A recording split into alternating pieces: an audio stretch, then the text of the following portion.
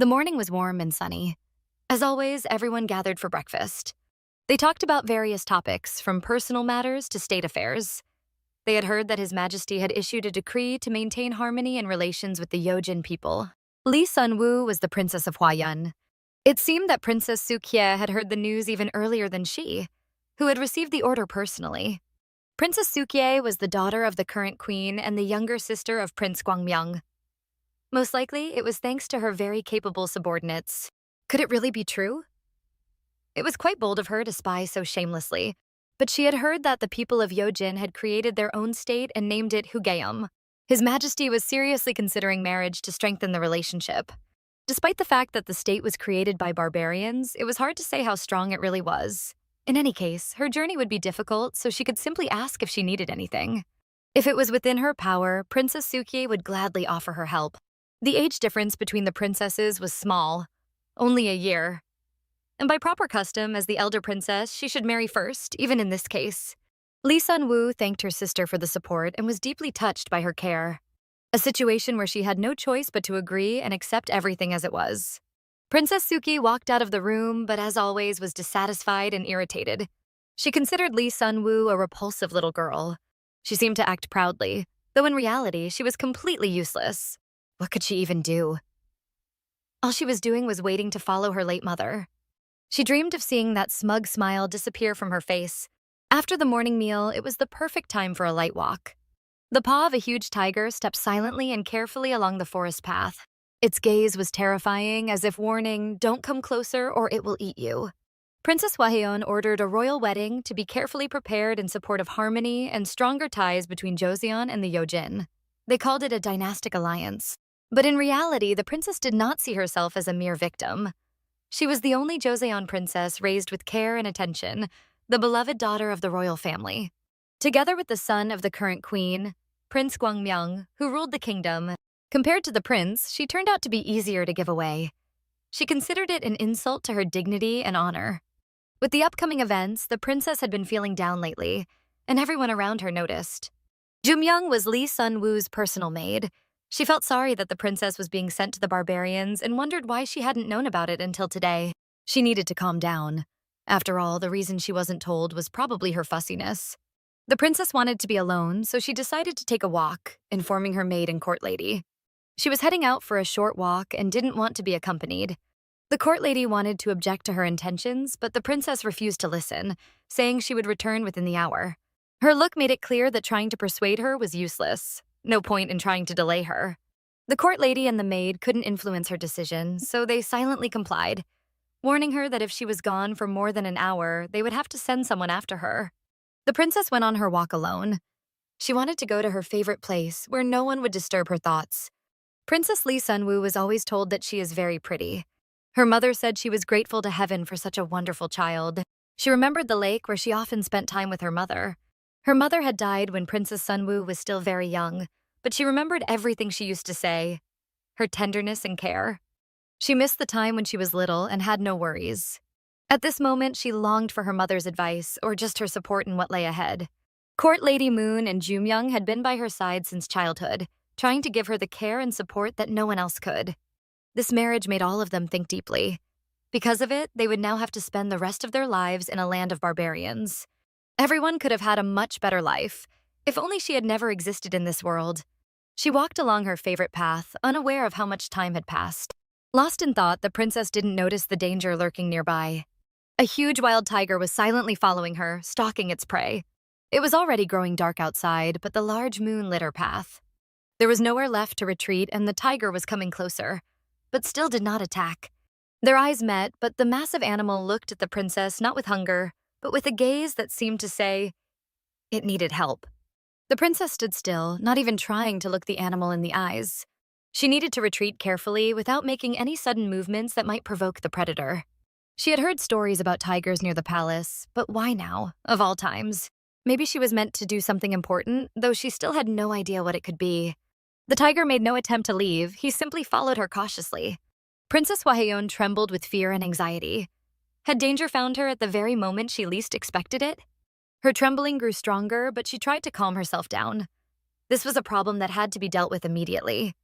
Then she thought perhaps this was for the best. Maybe the heavens couldn't just rely on fate. Maybe that's why they sent her the tiger, as a special sign. The tiger was already too close to the princess. It was too late to back away. She happened to glance at the animal's paw and noticed it was wounded. The paw was covered in blood. Perhaps this beast didn't want to harm her, but had come seeking help. She needed to get closer and examine the animal's paw, if he allowed it. The princess carefully knelt in front of the giant tiger and reached out, signaling her intent to check his injury. She tried to meet his gaze to show she meant no harm and only wanted to help. She had to wait a while, until the tiger understood and surrendered to her. The princess wondered why this thought even occurred to her, when just a minute ago she had been shaking with fear. She tried to tear a piece of her dress to wrap the tiger's injured paw. The tiger lay obediently before her as if he believed this girl would be the one to help him. She felt that in this moment she had overcome all her fear and sorrow. Or maybe it was a desperate act. She laid a ribbon over the paw and slowly began to wrap it with careful movements. The tiger didn't even try to move, not wanting to scare the princess who was tending to him. As she bandaged the wound, Sunwoo wondered how she could place her fate in the paws of a tiger sent by the heavens. She succeeded. The wound on the tiger's paw was gently wrapped. What an absurd ending to her life, she thought to herself, closing her eyes. Well then, it's your turn, she said. I want you to eat me. The girl looked into the tiger's eyes without a drop of fear and smiled sweetly. Sunwoo looked into the tiger's eyes as if pleading with him to finally make the decisive move and swallow her whole. The tiger saw the desperation in the stranger's eyes and thought she was a little foolish. Does she really believe he's some inferior creature hungry for human flesh? The tiger growled loudly. Was he really that hungry? The girl wondered. But why was he waiting, when he could have eaten her right away? Since he was a massive tiger, he could swallow her whole in one painless bite. The princess no longer felt fear toward the beast, but the waiting was unbearable. What a ridiculous way to act, the tiger thought as he watched the stranger. Why did she treat him as if he were weak, and as if she didn't know fear or shame? She truly was a strange girl. But she was different from the humans he had encountered before on his path. How did this young woman manage to become someone who sparked astonishment and bewilderment among other creatures? The princess was incredibly beautiful. Even the massive predatory beast noticed. Besides, she smelled absolutely delicious. Should he simply bite off her arm and taste her? As the tiger stared at her, she awakened his appetite more and more. The tiger growled thunderously and opened its enormous jaws right in front of the princess's face. Terrified, the princess nearly fainted. She chose not to look at him and instead surrendered to fate. If she was to die then, so be it. Voices echoed in the distance. Searchers had gone out looking for the princess. Your Highness, where have you gone? They called, reminding her she had promised to return soon. Yet too much time had passed. Her attendants had begun searching. How boring, thought the tiger. He figured he'd have to leave everything for another time. The tiger licked the princess's face with its huge, coarse tongue. Sunwoo was astonished by the tiger's behavior. It had tried to kill her just a minute ago. Why such tenderness now? The maiden attendant was still searching for Her Highness and was visibly anxious about the princess's safety. The princess sat on the ground, one hand on her cheek. She could still feel where the tiger had licked her. It was a memory that would last. Jimyoung asked why the princess lingered in the path, as if she had seen a ghost or something even more dreadful, and reminded her that delaying could shorten her life. The princess asked Gumyoung if she had perhaps seen a great tiger nearby. Could it be that the princess had just claimed to see a massive tiger? She continued, if her maid saw nothing, all is well. They must return to the palace. Lee Sunwoo still felt that gentle touch of the tiger's tongue on her face. Was it really an apparition that only she had seen? The princess walked back to the palace with her maid. It was impossible to know whether she had seen a real tiger or something hallucinatory. The very same tiger, who was gradually taking human form, watched the princess from afar, Mount Inwing, the kingdom of tigers. Upon returning to the tiger residence, they immediately noticed his injury and the strange wrap around his paw. His condition puzzled the residents. He was behaving in a way unusual even for him. Baek Hwi, the young king of the kingdom of tigers, considered the injury minor, just a scratch. Gonpil, Baek Hwi's right-hand man, did not see it that way. This was the first time the king had returned from a walk in such a state. Gonpil couldn't explain his behavior. It seemed Baek Hwi had attached himself to someone bothersome. Gonpil immediately noticed that the wrap on the tiger's paw was made from ribbons typically used by human girls. You didn't go meddling and taste human flesh, did you? He quipped, suggesting something improper had happened. Baek Hwi insisted he was innocent.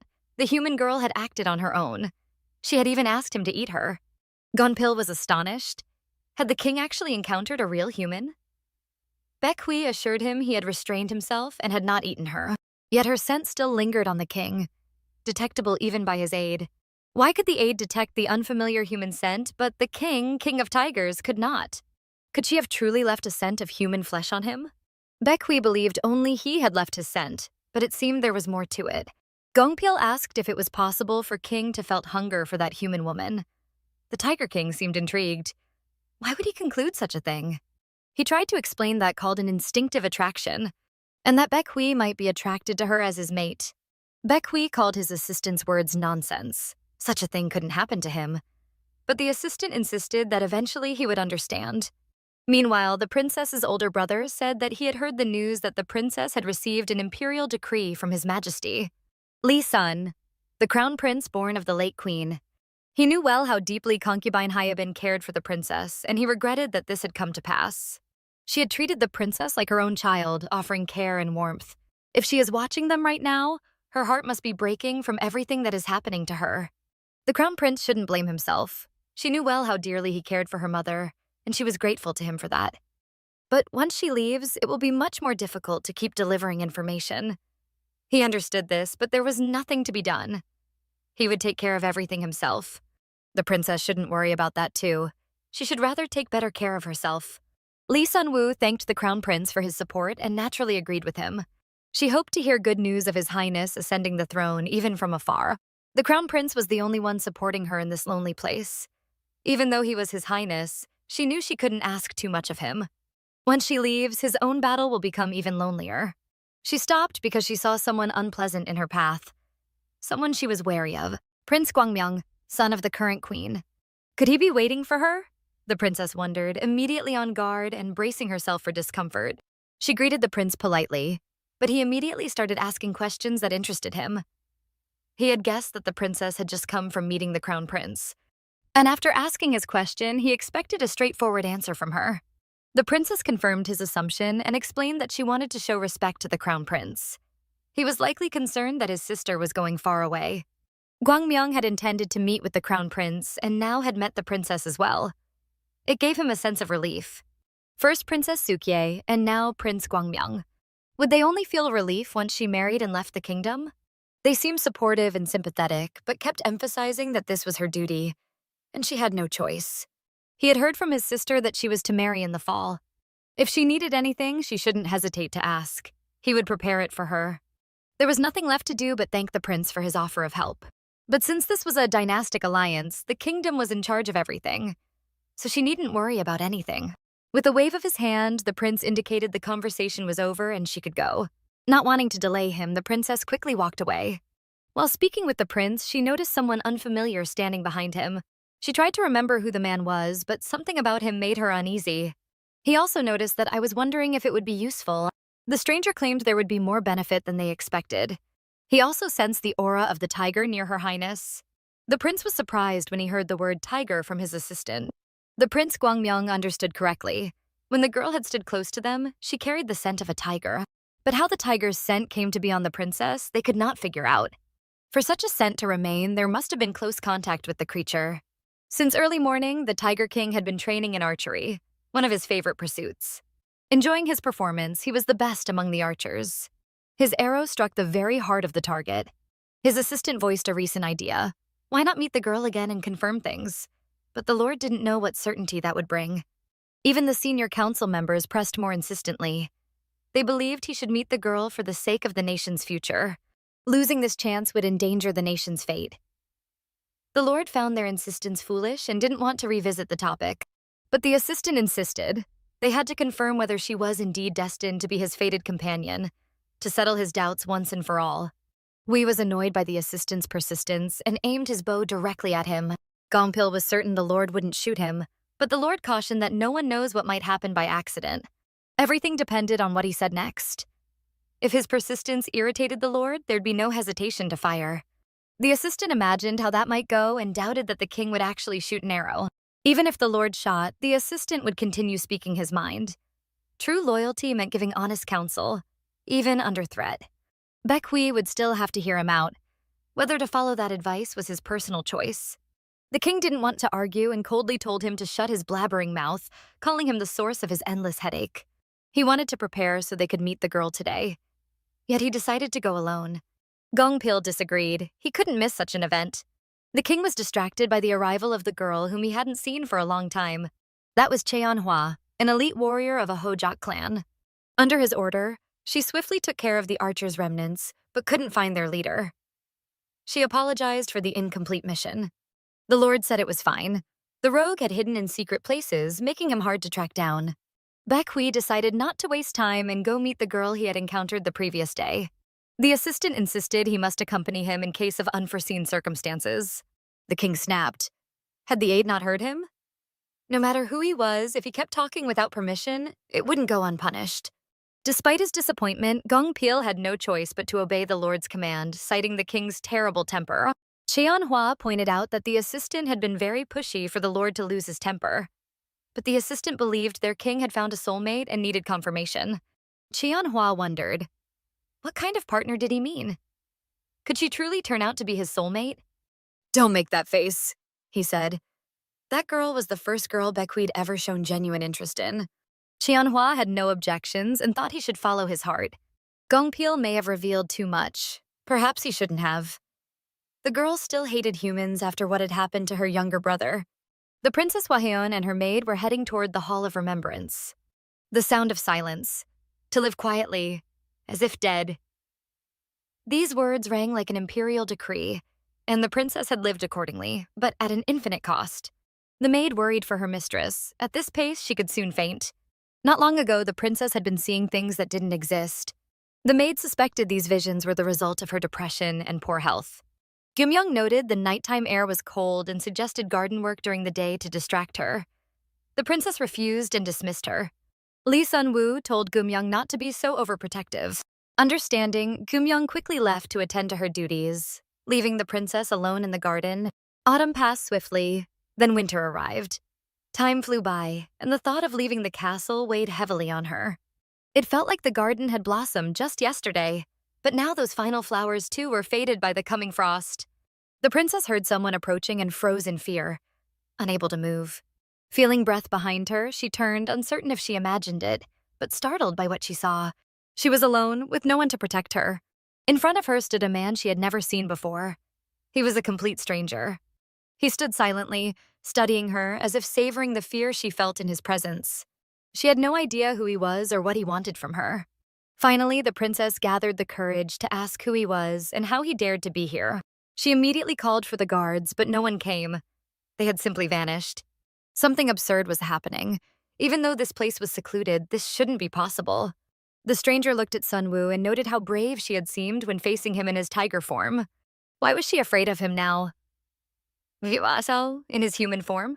He found it strange and incomprehensible. In general, human behavior was a mystery he enjoyed trying to understand. The stranger moved closer to the princess, while she instinctively stepped back. He longed to see her up close. He said they had already met. Did she really not recognize him? This place can't be entered by simply just anyone. A person like him should never have been allowed inside the castle. The stranger smiled, seeing that she didn't believe him. But then again, it would have been strange if she had. He leaned in a little closer and told her to take a better look. Maybe she would remember something. But Sun-woo had already said she'd never seen him before, and didn't understand why he insisted she recall something. She finally dared to look into his eyes, and what she saw terrified her. She immediately remembered the eyes of the tiger she had seen just the day before in her garden. She could never mistake that gaze. It had been etched in her memory forever. Judging by her expression, he instantly realized she remembered everything, and now understood who stood before her. The princess was terrified. Once again, there was no one nearby to protect her. The young man extended the ribbon she had used to bandage his wound, believing that seeing it might help her recall things even more clearly. If she remembered everything, then it was time to tell her who he was and why he had appeared in her garden that night. His name was Baek Hwi, and he was certain she had never heard of him before. He was the king of tigers. Perhaps she had once heard rumors about such creatures being spotted in the forests surrounding the castle. The Tiger King? The princess murmured in surprise. She thought stories about them were just legends invented by the people. Baek Hwi, observing her, could see she still harbored doubts. But he understood.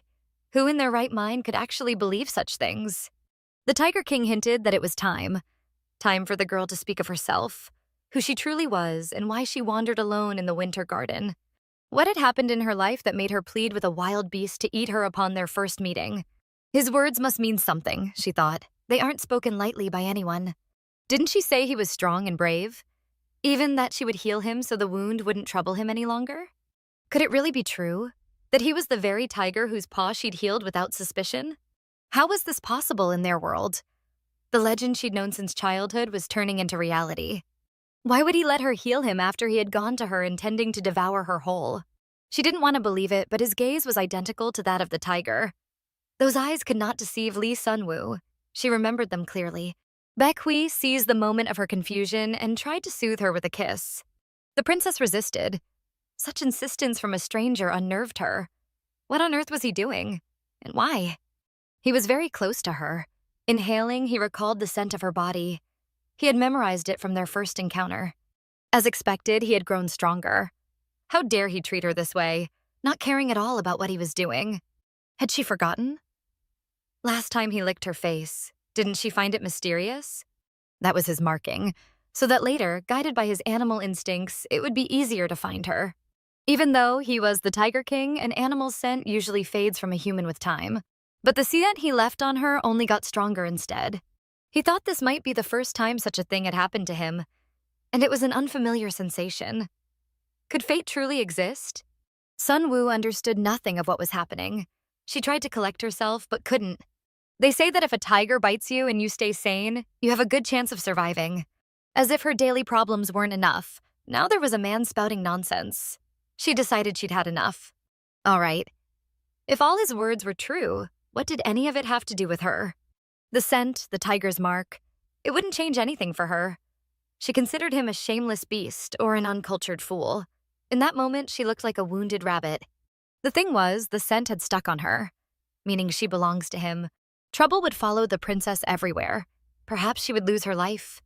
But it seemed she had accepted that fate herself. He felt that he was its cause, and thus could take responsibility for it. What responsibility was this man speaking of? She still couldn't grasp what he wanted from her. Really, what did this strange man mean by all this nonsense? It was her life, even she couldn't handle it. First barbarians, now a tiger man. Truly, heaven had been merciless to her. She wondered how he planned to take responsibility. Marry her? Or something like that? It seemed to her that was exactly what he expected of her. If that could help the princess, then he was prepared to consider it. That response annoyed her. It felt like a dead end, and she no longer wanted to converse with him. If he was going to continue spouting nonsense, he should leave. But Baek Hwi warned her she might come to regret that decision. Then it would be her problem. He wouldn't worry. The princess's indignant reply surprised him, but he had no choice. Until the day she asked him for a favor, he would keep her ribbon. But why was he certain she would eventually ask him for help, when she had managed fine before? The young man vanished almost as quietly as he had appeared beside her. Why did he say he wanted something, then vanish, appear, and depart only on his terms? Maybe he truly was the Tiger King, and perhaps, as he claimed, her soulmate. She stood lost in thought. This couldn't be a dream brought upon by worry. Hong Ja-young wanted to see His Highness, so he asked permission and waited to be summoned. If he came so late, it meant he'd found some critical clue. His suspicions proved correct. It seemed someone was covering for Prince Gwangmyeong. He had a premonition he'd hear just that, but hadn't been entirely sure. What to do with this information? All details needed clarification and investigation. As long as someone aided the prince, their origins remained unknown. And unexpectedly, they'd gained notoriety in the capital. That made finding anyone who knew anything extremely difficult. There was much work to be done and not enough time to do it, but the man assumed this wouldn't be resolved easily. It would require a great deal of effort and time. Even if it takes a long time, the investigation still needs to be thorough, because he believes in their abilities. The assistant understood everything and promised to do everything in his power. The hardest part was waiting for results, but they had to be patient. Everything would surely be revealed soon. The absence of Princess Hwayeon was deeply felt. Even the smallest bits of information had been of great help before. It caused a certain unease, as things weren't going as expected. They needed to calm down. It was still too early to worry. And overall, there was no need to jump to conclusions too quickly. Even though his position as successor was stable without outside support, he should never waver. The family necklace, always with him, served as his personal talisman. The moon was high, and though clouds gathered around it, they didn't block its full glow. Baek Hwi was walking along the winter garden path. He wanted to take a stroll and reflect on the recent events he had experienced. But he had no idea that he wasn't alone. A masked man sitting high in a tree was closely watching him. It was immediately clear that this man didn't have good intentions toward Baek Hwi. His beastly gaze thirsted for blood and death. Using his animal instincts, Baek Hwi instantly sensed the intruder nearby and swiftly lunged at him. Grabbing the man by the throat, he didn't let him take even a single breath. Who dared to follow him? Only a complete fool without a shred of fear. And why was he wearing a mask? Was he already worried the king might recognize him? Tearing off the man's mask, Baek Hwi was curious to see who had been hiding behind it. Baek Hwi finally reached his home. It was very late, but he still had some matters to attend to. He was surprised when he noticed his assistant Gongpil and Cheonhwa waiting for their lord. They were very happy to see that their lord had returned safe and sound. Baek Hwi immediately noticed that Gongpil looked like he was about to die from curiosity. He asked for permission to find out something. The lord immediately agreed to the questioning, since he wouldn't leave him alone anyway. Then, with his permission, he asked how the meeting had gone. The king smiled and happily replied that the stranger girl had proposed a marriage. The assistant did not expect such an answer, so he was very surprised. It turns out that this wild human woman herself proposed marriage to him. Something about that seemed suspicious. They were even more curious about what the lord would do with this proposal. Could he really intend to agree and marry this girl? What to do if it really happens? Could he truly be planning to marry a human girl? Baek Hwi seemed happy. He noted that she had such a gentle, fair face and red, plump lips. She looked wonderful even in the memories etched in his mind. Cheonhwa noticed that the lord had brought a mask from his walk, one she had seen before. Could it be one of those masks worn by the Mark tribes? The Tiger King told that when he was returning home, he was being followed. Maybe people smelled him as he entered the castle. It seemed like they already knew about it. The king had a task for Cheonhwa, and she must take it seriously. The snacks the chef served were simply masterpieces. They completely matched her preferences. For the court lady, it was a great honor to hear this from Her Majesty. The princess noticed that the court lady was holding something in her hands, which caught her interest. It was true. She held a special item she liked very much. The princess was curious where the court lady had gotten that ornament from. The lady replied it was just a trinket she bought at the market, but it wasn't worth showing to Her Majesty at all. It really was a cheap but very cute little thing. The princess looked very upset and confused. Her face was pale and tired. The maid and court lady noticed the princess's depressed state and were worried about her health. They decided to ask how the princess was feeling, and if she needed anything, she should tell them immediately. They noticed that Lee Eunwoo had looked depressed for some time. It was clear she wasn't well, and she hadn't been sleeping well at all. The Princess Suki was already eating. The chef asked if he could bring a late dinner to her room. The princess hadn't felt like eating lately, so she refused. Is everything going according to plan with the preparations for the royal wedding? She couldn't miss this event, so she came with a gift. Sunwoo was surprised. Were all these things really meant just for her? She couldn't go to another country without proper jewelry, so she decided to give the best. The princess was grateful for the gift. Of course, she didn't intend to give everything away, so the princess should choose what she liked the most, and Suki would allow her to keep it. The princess thought so too, as she expected nothing else from her sister. When Lee Eunwoo reached for the brooch that caught her eye first, her sister tried to stop her. Why was this here? Unfortunately, she couldn't give this away, as it was a birthday gift from their father. The princess thought, so these were her real intentions. Suki held out her hand, expecting the princess to immediately give her the brooch and pick something else for herself. As soon as the princess touched another ornament, the sister reacted again, explaining that their brother had put a lot of effort into getting it for her, and she liked that one the most. What could she do? It seemed the servants had gathered everything she told them to set aside. Lee Eunwoo felt that her sister didn't come to give a pleasant gift, but to mock her fate. Why Sunwoo still tried to appear polite.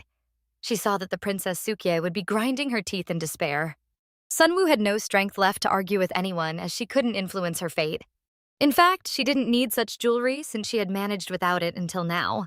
Out of respect for the princess's efforts, she decided to take the cheapest item. Suki immediately agreed with the princess's choice. The Princess Suki believed this ornament suited her best since it was worth almost nothing. Had she gone too far? How could anyone treat Princess Hwahyun like that? The court lady tried to calm the princess, saying that it must be hard for her sister too.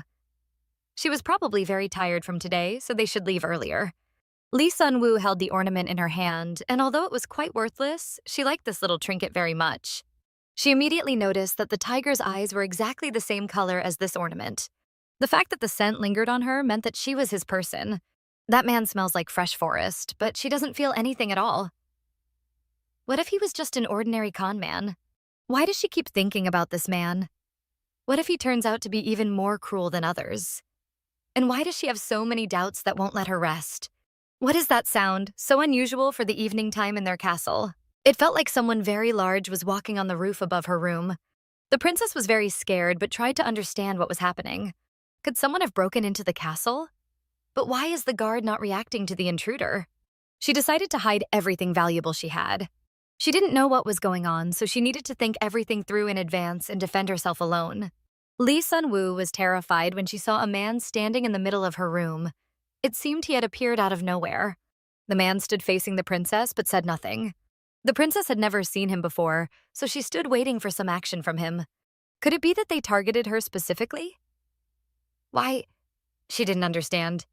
Despite the very quick royal wedding, they are taking risks and sending an assassin. Who could it be? Is he here to kill her? Or maybe just to kidnap her? What was his goal? Sun-woo shouted loudly, telling him not to come too close. But the man didn't listen and slowly crept closer and closer. The princess pulled out a knife, determined that she wouldn't give up easily and would defend herself as long as she had strength. She noticed the man was unarmed. He couldn't kill her with his bare hands. So she decided this was a kidnapping, but for what purpose, she didn't know. The room wasn't very bright as only a single candle was burning. In the dim light, the princess could see the silhouette of a man wearing a mask resembling an unknown beast. From his posture, it was clear he was hostile. The princess was terrified. She held a knife in her hands, but her hands were trembling so badly from fear that she couldn't control them. The only thought in her head was that she was about to die. Even though she had once considered ending her life, at that moment she didn't want to die at all. Perhaps this was her fate, and there was no escaping it. She thought she should accept it and not resist. Right then, Lee Sun-woo looked straight into the eyes of her attacker. That was exactly how she imagined the monster, a being capable of taking someone's life regardless of their will. It felt unfair.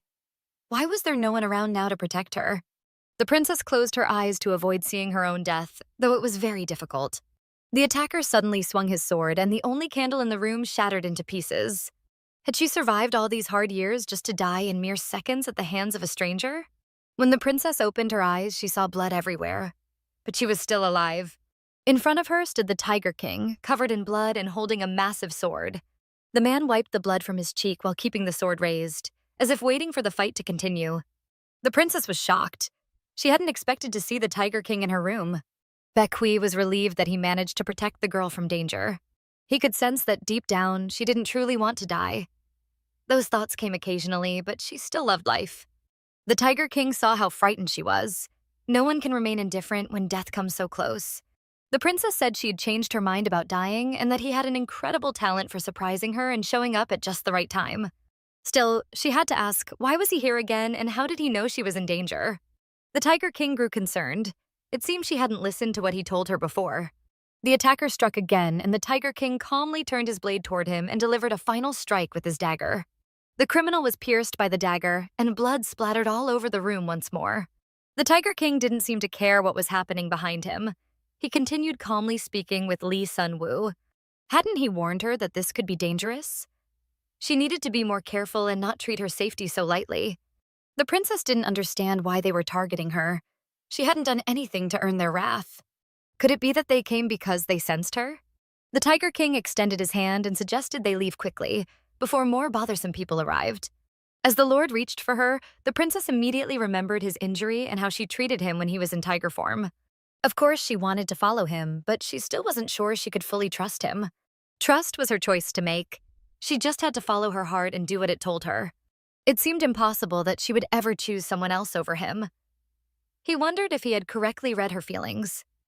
Baek Hwi considered her his, and the moment he sensed danger, he rushed to protect her. When the scoundrel attacked the princess, Baek Hwi felt great pain on his own body. He didn't want to lose his hope for a happy fate. For the first time, he truly felt she was his soulmate. Lee Sun-woo had been ready to die. But was there really anything she couldn't do? She firmly decided to go with him, as she had nothing left to lose. Baek Hwi was pleased with her decision. It was the only right one in this situation. The Lord promised she wouldn't regret accepting his offer. He had the desire to show her something interesting, something he was sure she would enjoy. He suggested she climb onto his back and they'd go on a journey to fascinating places. The princess didn't even notice when the man turned back into a tiger. The tiger moved so fast that the princess feared she would fall. She tried to hold on, but there was nothing to grip. She barely managed to stay on his back. She thought that grabbing his fur might be hurting him. Why rush so much? Wouldn't it be safer to go slowly? Her feelings about the journey were mixed. On one hand, it was frightening, but on the other, she had never experienced anything like this. It felt like flying through the sky. Looking back, she saw the castle far behind them. Could this really be the end? The princess wondered, exhaling with relief. Could this be the start of a completely new life? For the first time in her life, she stepped beyond the walls of the castle she once thought was her whole world. The road was long, but the moon lit their entire path. The tiger was running at the same speed without stopping for even a minute. But the princess could feel it, and she longed for just a few minutes of rest. Still, she understood it was pointless to try and stop him. He would keep going to avoid putting either of them in danger. The girl tried to take in everything around her. It was all new to her, things she had never seen before. She was surprised to see how beautiful it was outside the castle. The trees were lush and green, and birds sang as they perched on the branches. Flowers were blooming all around, so many different kinds, releasing enchanting natural fragrances. Why had she been so far removed from this world, locked away in her castle? Lee Eunwoo was utterly exhausted, and before she knew it, she had fallen asleep. Everything was so confusing for her, yet a completely new, colorful world was unfolding before her eyes. She felt a soft and warm touch. It gave her a sense of safety and peace. It reminded her of her childhood and her mother gently stroking her head as she tried to fall asleep. It filled her heart with a long-forgotten yearning. They finally reached the Tiger King's castle, but even there, unexpected events awaited them. As soon as Baek Hwi stepped onto his territory, he saw blood everywhere and the bodies of strangers scattered around. Just as he had expected, chaos had broken out. But the only thing that mattered now was to clean everything up immediately, without leaving a trace. The princess waited for the Tiger King where he had left her. Fear returned to her. The killers had made it into the castle. She stepped closer because she was deeply worried. She didn't want to be left alone. One of the attendants, noticing the girl, asked who she was and what she was doing on their territory. A large residence on Mount Inwang. Gongpil couldn't hide his emotions, clearly worried for his lord who returned very late. Why did he suddenly leave the residence without informing anyone? Didn't he understand he could have gotten hurt because of such reckless behavior? Baek Hwi was in completely normal condition, but he was holding a human girl in his arms. She was so exhausted she had fallen into a deep sleep. The Tiger King decided to take her to his room and lay her in bed so she could rest properly. He gently placed her in bed so as not to disturb her deep sleep and sat beside her, as if guarding her. The Lord's assistant also wanted to see the girl. Was this really the one the king had spoken of before? Looking at her, she wasn't at all how he imagined. He thought she would be fuller and sturdier, but with that pale face and slender figure, she looked completely defenseless. He couldn't comprehend how His Majesty could have possibly taken interest in such a fragile human girl. She looked like someone he could swallow in a single bite and not even notice. Baek Hwi didn't like the words his assistant spoke.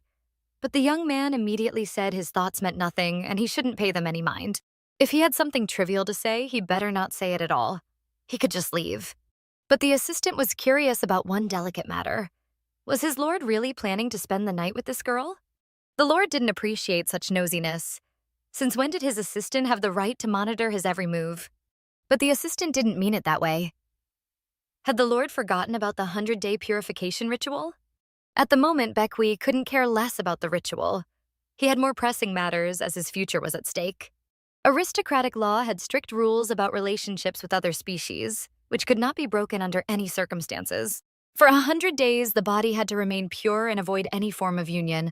If the rule was broken, a proper marriage ceremony would no longer be possible. This could bring dire consequences to the fate of the newlyweds, and the union would be considered cursed. Had the Lord truly forgotten? These rules existed for mutual well-being. Otherwise, one of them could fall ill or even die. Did the assistant really think his lord was some beast who could harm a girl peacefully sleeping? Of course not, but he said it out of concern. This wasn't the kind of woman who would immediately ask the lord to marry her. There might be a simple explanation. The girl likely didn't know about the ancient purification ritual. But if she suddenly tried to seduce the Lord, the ritual would be broken, and they'd both be in serious trouble. Could the king truly resist if a beautiful, delicate girl used her charms on him? No ritual would hold back his feelings, and in that moment, he might lose all control. Gongpil asked what the Lord would do if he realized he was starting to lose control. The assistant decided to leave his master alone. Baek Hwi thought it over carefully, not jumping to any conclusions. The young man walked out the door, confident that his lord had heard his words and would take them to heart. Could he really be the kind of beast who would harm a sleeping girl? Why did he even have such strange thoughts? The assistant felt uneasy. Still, Baek Hwi was considered the fiercest of all beasts. No one could be sure he could restrain himself and avoid doing something reckless. The princess slept deeply, not hearing the emotional argument between Baek Hwi and his assistant. The young man was amazed at how peacefully she slept. Did she really believe he would never hurt her? Did she trust him that much, despite knowing him so little? If that were true, he considered himself very lucky. But if he wasn't even in her thoughts and she simply showed no reaction, that would deeply hurt him if it turned out to be true. Baek Hwi carefully lay down beside the princess. Now he had the chance to observe her in detail. He noticed her lips, beautiful and plump, which she occasionally moistened by licking them. Her eyes were large, like those of a wildcat exhausted after a tough hunt. The more he looked at her, the more he felt the urge to pounce on her and take her. The Tiger King felt his animal instinct awakening, and it was becoming harder to control. Her face looked so delicious, he could swallow it whole. But she might melt away and disappear before he even had the chance to chew, so he made a firm decision. From now on, this girl would be his companion. Only after this decision would he allow himself to savor her scent and satisfy his beastly hunger. The princess slept deeply, unaware that her fate was being decided without her say. His desire to pounce on her was growing by the minute. He was turning into a beast that didn't think about consequences. But he still managed to hold himself back, because this girl was important to his future. The Lord gripped the bed with his hand like a strong tiger paw. He desperately wanted to surrender to his instincts and needs like a predatory animal. Yet he decided he would not do anything with her tonight. Absolutely nothing. He would give the girl time to rest and recover from the new circumstances in her life. He tightly clenched his fist, trying to control his emotional state because, after all, human blood flowed in him, allowing him to think rationally. With great effort, he managed to restrain himself and avoided doing anything he might later regret. Meanwhile, in the palace, Prince Gwangmyeong and his secret assistant had an interesting conversation. The prince asked if their fishing had been successful. The fishing trip was interesting. He managed to catch quite a large fish. There were rumors that Tiger King had come in person to rescue the princess, that he came for such a woman. Perhaps her perfection wasn't just a rumor after all. Thanks to this, their plan became even more solid. It was a good start, but only a small beginning. Once everything was over, the Prince Gwangmyeong would be able to ascend the throne. That's how it should be. But there were many obstacles that needed to be handled in advance. Did he still insist on taking the hardest path instead of the one right in front of him? And if taking the throne was truly his goal, wouldn't it be easier to just kill the crown prince now? With the power the prince had now, it would be an easy task. He could achieve his goals without any effort, and very soon. But he wanted to become a wise emperor. Didn't he know how much blood the nation of Joseon had spilled to protect this throne? One of his conditions was to ascend the throne without a single drop of bloodshed, without straying from what is right, all to make the glorious sun rise again, to become a wise emperor who would go down in the history of the nation. Some didn't understand why he complicated things when the road to the throne seemed to have a simple solution. But the plan to use the princess to remove the crown prince had to be executed in full. There was no other choice but to agree and follow the prince's orders. The crown prince, Princess Hui-hyun, and the Tiger King who had fallen in love with her, all of them needed to be under their control. The princess's fate didn't interest anyone. Her feelings and emotional state were to be ignored. By using the princess in this complicated scheme, the prince counted on her not offering any resistance. Humans were truly a mysterious race. The dead couldn't speak. So why look for excuses when you intend to tear them apart? Nothing could be done. It was already too late to fix it. In order to crush the aristocracy and let commoners rule, he needed people like him. To use them at will, no force was needed, just the right motivation and interest in the outcome. People who felt they were important to him always submitted to His Highness and never intended to ruin his plan. At the residence on Mount Inwang, as always, it was calm and quiet. Rumors circulated through the castle about a girl who had stayed overnight in the Lord's chamber. Could it be that the Lord was really alone with her in his private quarters, and that he planned to break the rules? As long as Gong Pil remained with the Lord, there was no need to worry. An assistant must monitor his master's condition and actions. It was a great relief, but shouldn't they confirm it themselves? After all, she was the Lord's woman. If she truly was the Lord's woman, it was a matter of state importance, and they had no choice but to intervene. Finally, the princess awoke, and when she opened her eyes, she could not understand where she was. She had woken earlier than Baek Hwi expected, but he thought it best, since she might lift his sorrow. Seeing the Tiger King lying beside her startled the princess. She never expected him in the same bed. Her first question was why he was beside her, an uncomfortable sight in their society. When Sun Woo called him dishonorable, Baek Hwi was offended. After all, the one before him owed him much, and her words were unacceptable. She was disturbed by his attire and why he shared her bed. He was surprised. Out of politeness, he had dressed appropriate. But in the princess's eyes, he did not seem modest as he usually appeared. If his clothing embarrassed her, he vowed to be more mindful of his appearance going forward. She couldn't comprehend how she came to wake in his bed. She remembered only the hired assassin's attack in her own room. Then the girl decided to leave Seongmu-dang. It was the best decision she'd ever made. Next, she found herself on a tiger's back, flying swiftly away from the estate. The tiger ran so fast, she clung tightly to his bristly fur, afraid to fall. The journey was long and tiring. She fell asleep on the tiger's back. Upon awakening, she examined her surroundings. Was this really a tiger's hideout and palace? A huge castle, not the forest she expected. The castle was vastly different from her estate. It was bright and cozy. The princess noticed a sense of ease within her. For the first time in ages, nothing disturbed her peace. Sunbeams rising beyond the mountains seemed as if shining for her alone. The king's smile, illuminated by sunlight, beamed with serenity and happiness. Maybe he imagined it, but she doesn't really want him to get dressed, but the princess stopped it all at once. The tiger's eyes no longer looked aggressive. They held kindness and even something human. That's not so, the princess tried to assure the Tiger King, but she wondered what led him to that conclusion. Not wanting to unsettle her further, Baek Hwi stopped asking questions. Lee Sun-woo couldn't understand why he suddenly went silent, but he just watched her like admiring morning beauty.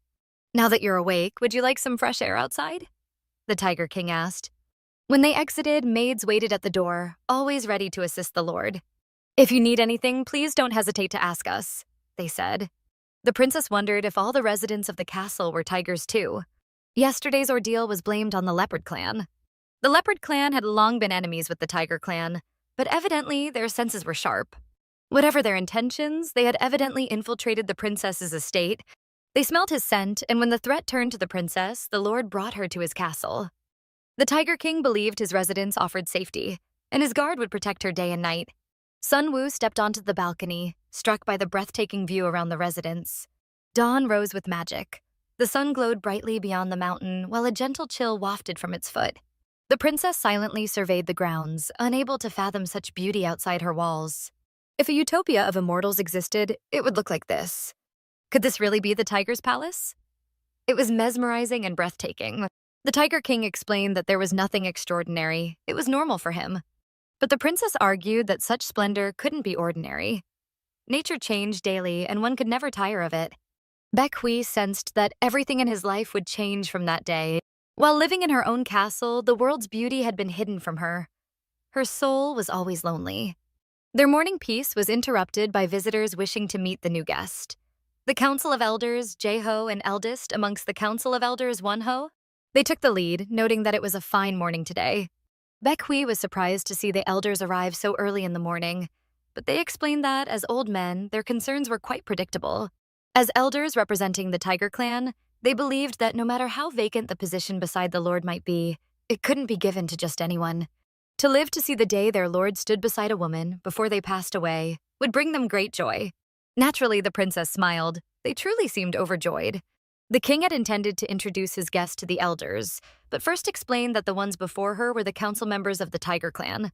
For the princess, it was a great honor to meet the elders of the Tiger clan. She decided to introduce herself personally and said her name was Lee Sun-woo. The elders were surprised when they heard the princess's name. It was an incredible stroke of luck. The girl looked simply enchanting, knit with perfect posture and very clear speech. Her unwavering gaze and graceful appearance captivated everyone around her. The princess looked flawless, as if she had no imperfections at all. Nearly 10 years had passed since Baek Hwi became the head of the Tiger Clan.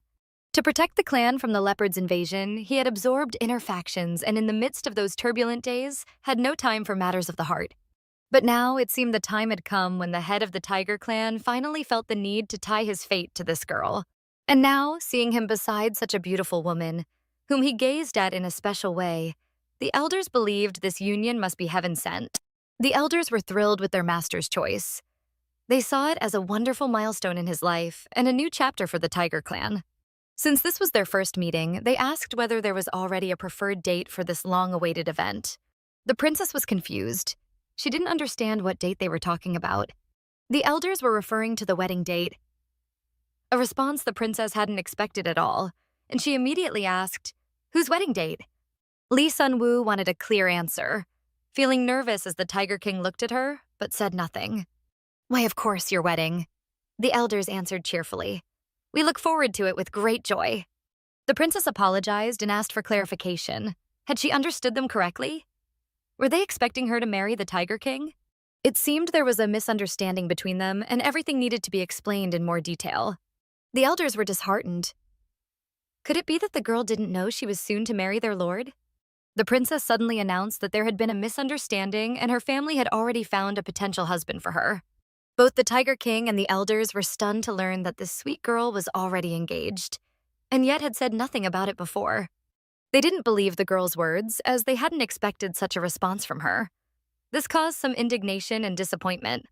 Lee Eunwoo repeated once more that she had someone to whom she had been engaged for a long time. They still didn't believe her. Was she really saying this seriously without showing any sign of concern? In that case, the elders decided to leave, feeling there was nothing more for them to do. But the princess couldn't understand why the Tiger King reacted as if she had lied to him. It didn't seem like there had been a formal proposal, but what were they to each other then? Hadn't she asked him about marriage earlier? But the princess denied everything, saying she didn't remember such an instance. The fact that she was being forced into marriage without anyone caring about her opinion made her angry. Still, she would never have lost her mind enough to propose to this man first. The king wanted to know who this person was, the one she was supposed to marry. The girl was embarrassed to answer, but she truly didn't know her fiancé's face. She had no idea who he was. All she knew was that she had been promised to a barbarian she had never seen, and that she would have to live in another country. But why had she agreed to this union when she didn't even know her fiancé? Did she not have the right to choose her own fate? The king sighed with relief. It hadn't been her choice. The marriage was forced on her by her relatives. The princess believed there was nothing to be happy about. As the eldest daughter of the queen, she didn't have the right to refuse a union that would benefit their kingdom. Then what about the king instead of that nameless man? If she were already married, the obligation would automatically pass to her younger sister. The idea was intriguing, and the princess listened to the young man. Why hadn't she thought of that herself? After all, they were already bound by an unbreakable bond. All the princess had to do was decide and choose the Tiger King as her partner, and if she agreed, he would handle the rest. Baek Hwi smiled warmly and gently. The princess looked at him, unable to understand where his confidence came from. He had been like this ever since their first meeting. He had a proud face and a resolute way of speaking. It seemed like he understood the princess's feelings better than she did herself. Without realizing it, the girl couldn't take her eyes off him, as if something about him was drawing her in. Their silent glances were suddenly interrupted by one of the maids, who announced that breakfast was ready. The Tiger King said it was perfect timing. He suggested they continue their conversation over breakfast. Soon they found themselves in a room with a huge table covered in a wide variety of dishes. Eunwoo froze in shock when she saw such a luxurious spread. She wondered, was this really just breakfast? Did the Tiger King eat this much? Meanwhile, the man sat down, patted the seat beside him, smiled easily, and told the girl to take a seat as well. The princess immediately blushed and hesitantly asked if they were really going to have breakfast sitting next to each other. After all, according to palace etiquette, no one was allowed to sit at the same table as the king. Even the empress, who held the highest status in the palace, always dined at a separate table.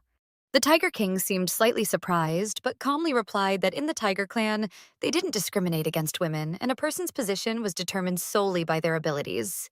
Then he patted the seat next to him again and kindly asked her not to be shy and to sit down quickly. The princess still felt awkward.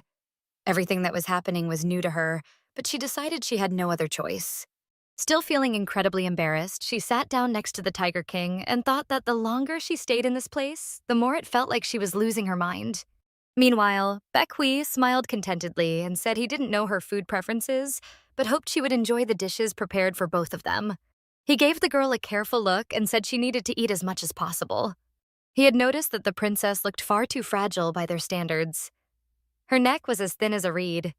While the king kept his hungry gaze fixed on the princess, the servant standing against the wall sighed in embarrassment.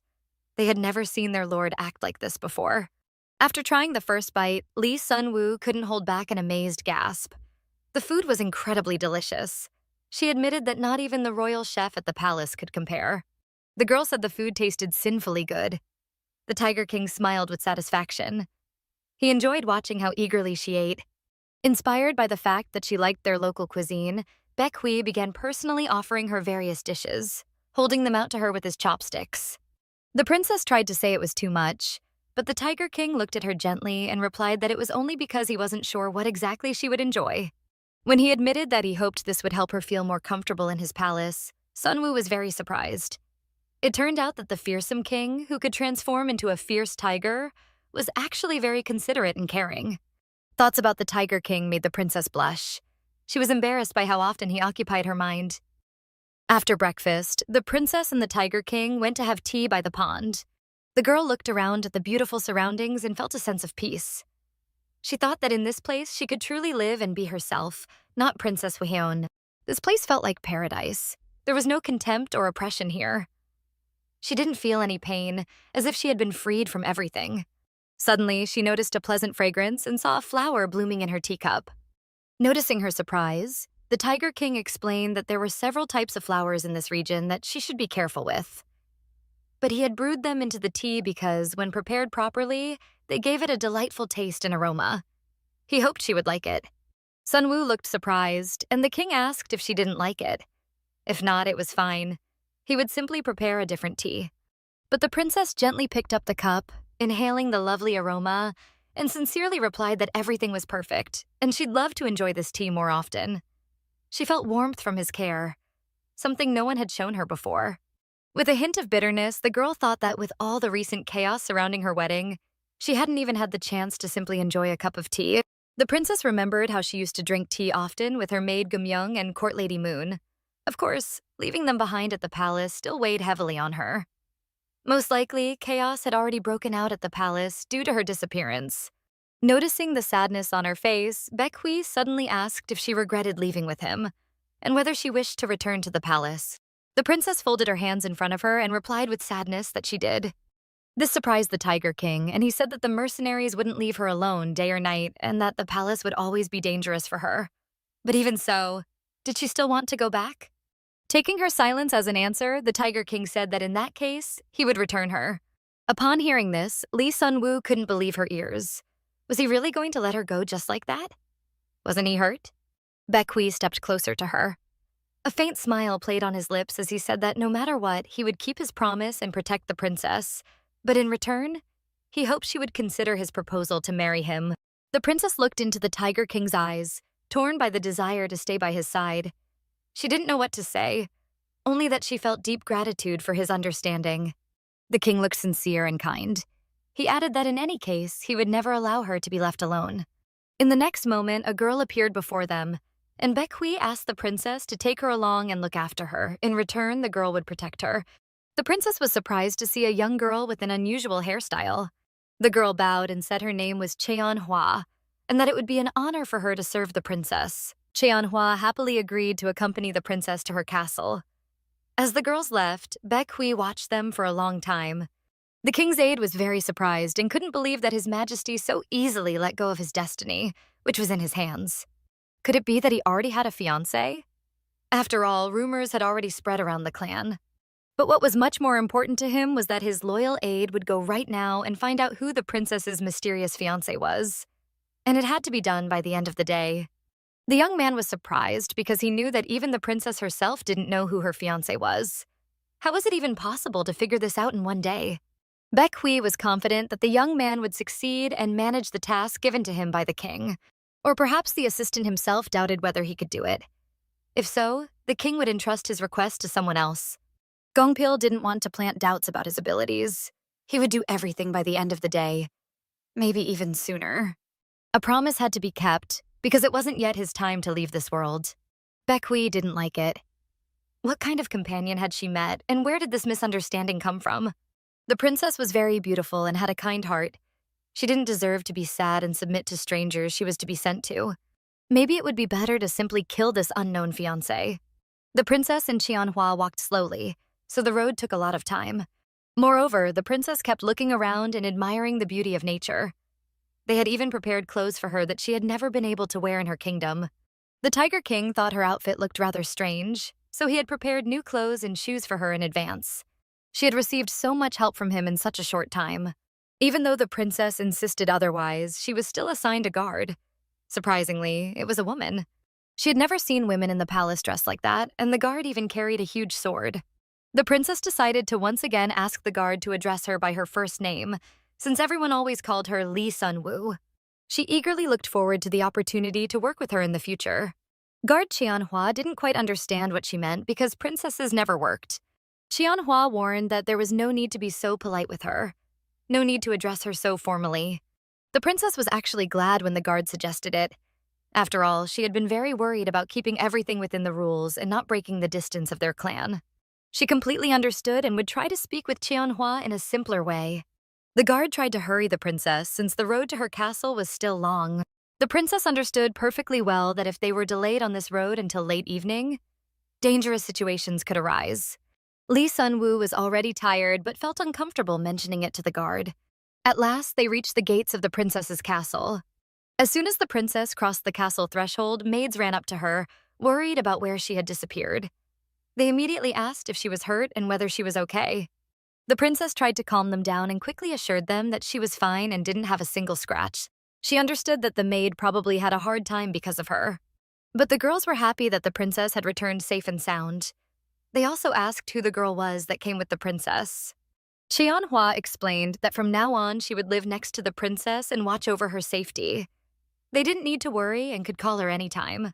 The guard would try to follow the princess unnoticed, like a shadow, so as not to cause unnecessary gossip among the castle residents. Cheonhwa left, and it happened so quickly that the princess and her maids didn't even have time to react to her absence. One of the maids noted that the guard's sudden disappearance seemed very rude. She wondered where this girl had appeared from on the princess's way and whether she could really be trusted. The princess immediately objected, assuring them that this girl was kind and could be trusted, so there was no need to talk about it anymore. When the princess entered her room, she asked what had happened there while she was away. The room had been devastated and covered in blood, but now it looked just as before, as if what had happened had been a big lie. Everything had been carefully cleaned, as if they had long been expecting the princess to return. There was a man with patterns on his clothes and a group of people who had appeared very unexpectedly. They had quickly and thoroughly removed all traces of what had happened. Men with patterns, the princess thought. Was no one looking for them after this? But none of this made any sense. There were hundreds of court women in the castle, but the only witness had been Gumyoung. If someone had sent an assassin after her and then covered everything up, had they really just tracked her scent and targeted the princess? Recently, the movements of the great Prince Gwangmyeong seemed unusual. There was a feeling that someone was following him. Could it have been His Majesty? But the princess couldn't believe that. The maid noticed that the princess looked pale. Maybe something was wrong. She apologized, but said that if anything threatened the princess, she had to know about it.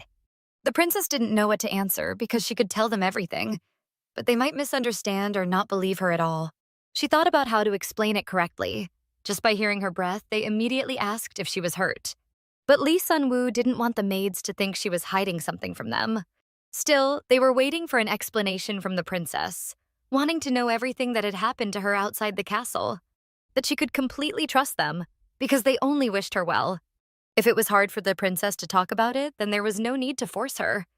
It was okay, and she didn't have to be upset. She was grateful to her maids for understanding, so she decided to postpone telling her story until later. A court lady came to deliver an important announcement. She said that the queen had sent her with an invitation to have lunch at the main castle. The princess was surprised. Could it really be that the queen herself was inviting her to lunch at the royal castle? It was a great folly to do what they did. but they saw no other way out. It really was him, truly that man. And under no circumstances could they allow the princess to suffer at his hands. This information was important to her because she could get into big trouble, from which it would be too difficult to get out without their help, so they had to hurry. At that very moment, the princess was getting ready for lunch with the queen herself. Meanwhile, the bodyguard was closely watching the princess. She had no right to miss even the slightest threat to the princess's safety. The princess appeared at the queen's command. She was very nervous because such meetings weren't always pleasant. The queen looked very serious and was clearly set on having a serious conversation with the princess. She immediately asked how she was doing, but then said enough with the pleasantries. The princess could sit next to her. She didn't know that Her Highness the other princess would also be there, who had arrived just a minute earlier. The queen hadn't said anything yet, but Lee Eunwoo already felt guilty, even though she hadn't done anything wrong. The reason they summoned the princess was that the royal wedding was coming up, and the queen couldn't help but worry. Lee Eunwoo thought that the queen's concern for someone meant a lot. The princess's fiancé was not just from a warrior tribe. He was the uncle of the ruler of Late Jin. To avoid disgracing the royal family's honor, she had to be very careful with her behavior. Why was it that everyone who wanted to talk to the princess seemed so alike? First of all, they all pretended to care about her well-being. But in reality, they just talked to hide their shameful intentions. None of them sincerely wished her well. They only wanted to take advantage of her helplessness and defenseless state. Because of this, her life was unbearable and horrible, and she didn't know how much longer she could endure it. But what about her, and not the man, especially if she didn't even know what he looked like? Thinking about this right now, such a person had indeed appeared in the princess's life. Someone who spoke with an endlessly serious face. Of course, she had to behave this way. After all, under no circumstances should they find out she was actually a defiant princess. The queen and the other princess were surprised at how boldly she answered them. The queen couldn't understand why the princess had changed her attitude so much. She thought of her as an arrogant girl. Yes, that was right. And she should remember well that the queen had personally gone to great effort to obtain this for her. Lee Eunwoo had no idea what this book was for or why she needed it. She didn't want to take the book in her hands at all because she immediately felt she wouldn't like it. Still, the princess dared to ask the queen why she needed these notes. Did she really have to study them? The queen became very angry. Did the princess see herself as innocent, or was she just pretending? If she wanted to survive in a foreign country and win her husband's heart, she needed to at least succeed in this. Judging by the first picture she noticed, she understood exactly what the queen was getting at. Did this really mean she'd have to do all of this, even though she disliked it so much? Her Highness Princess Sukye, smiling, confirmed all the poor girl's suspicions.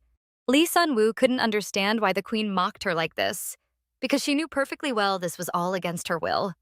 Sometime later, the assistant appeared before his king with a report that, by the king's order, he had found the princess's mysterious fiancé. He could barely contain himself. He wanted to know who this person was and everything about him in the smallest detail. It seemed that the emperor of Joseon had used diplomacy as an excuse to give the princess into a dynastic marriage. The fiancé was an advisor from the Gurchin tribe.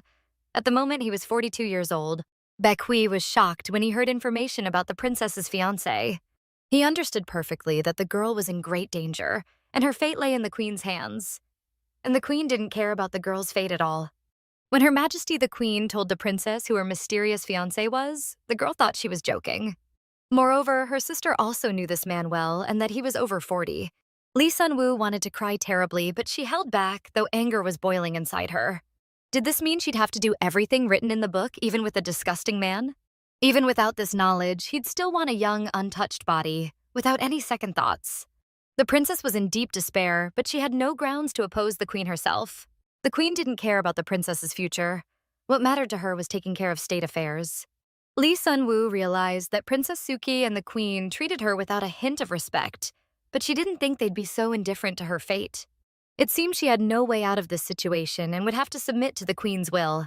This had worried her ever since she started talking to the crown prince and began to resemble her mother more and more. Although nearly 7 years had passed since her mother's death, seeing her look so much like her only spoiled the queen's mood. Princess Suki asked the queen whether she still cared about the events of 7 years ago. Whether then or now, getting rid of her wouldn't be hard.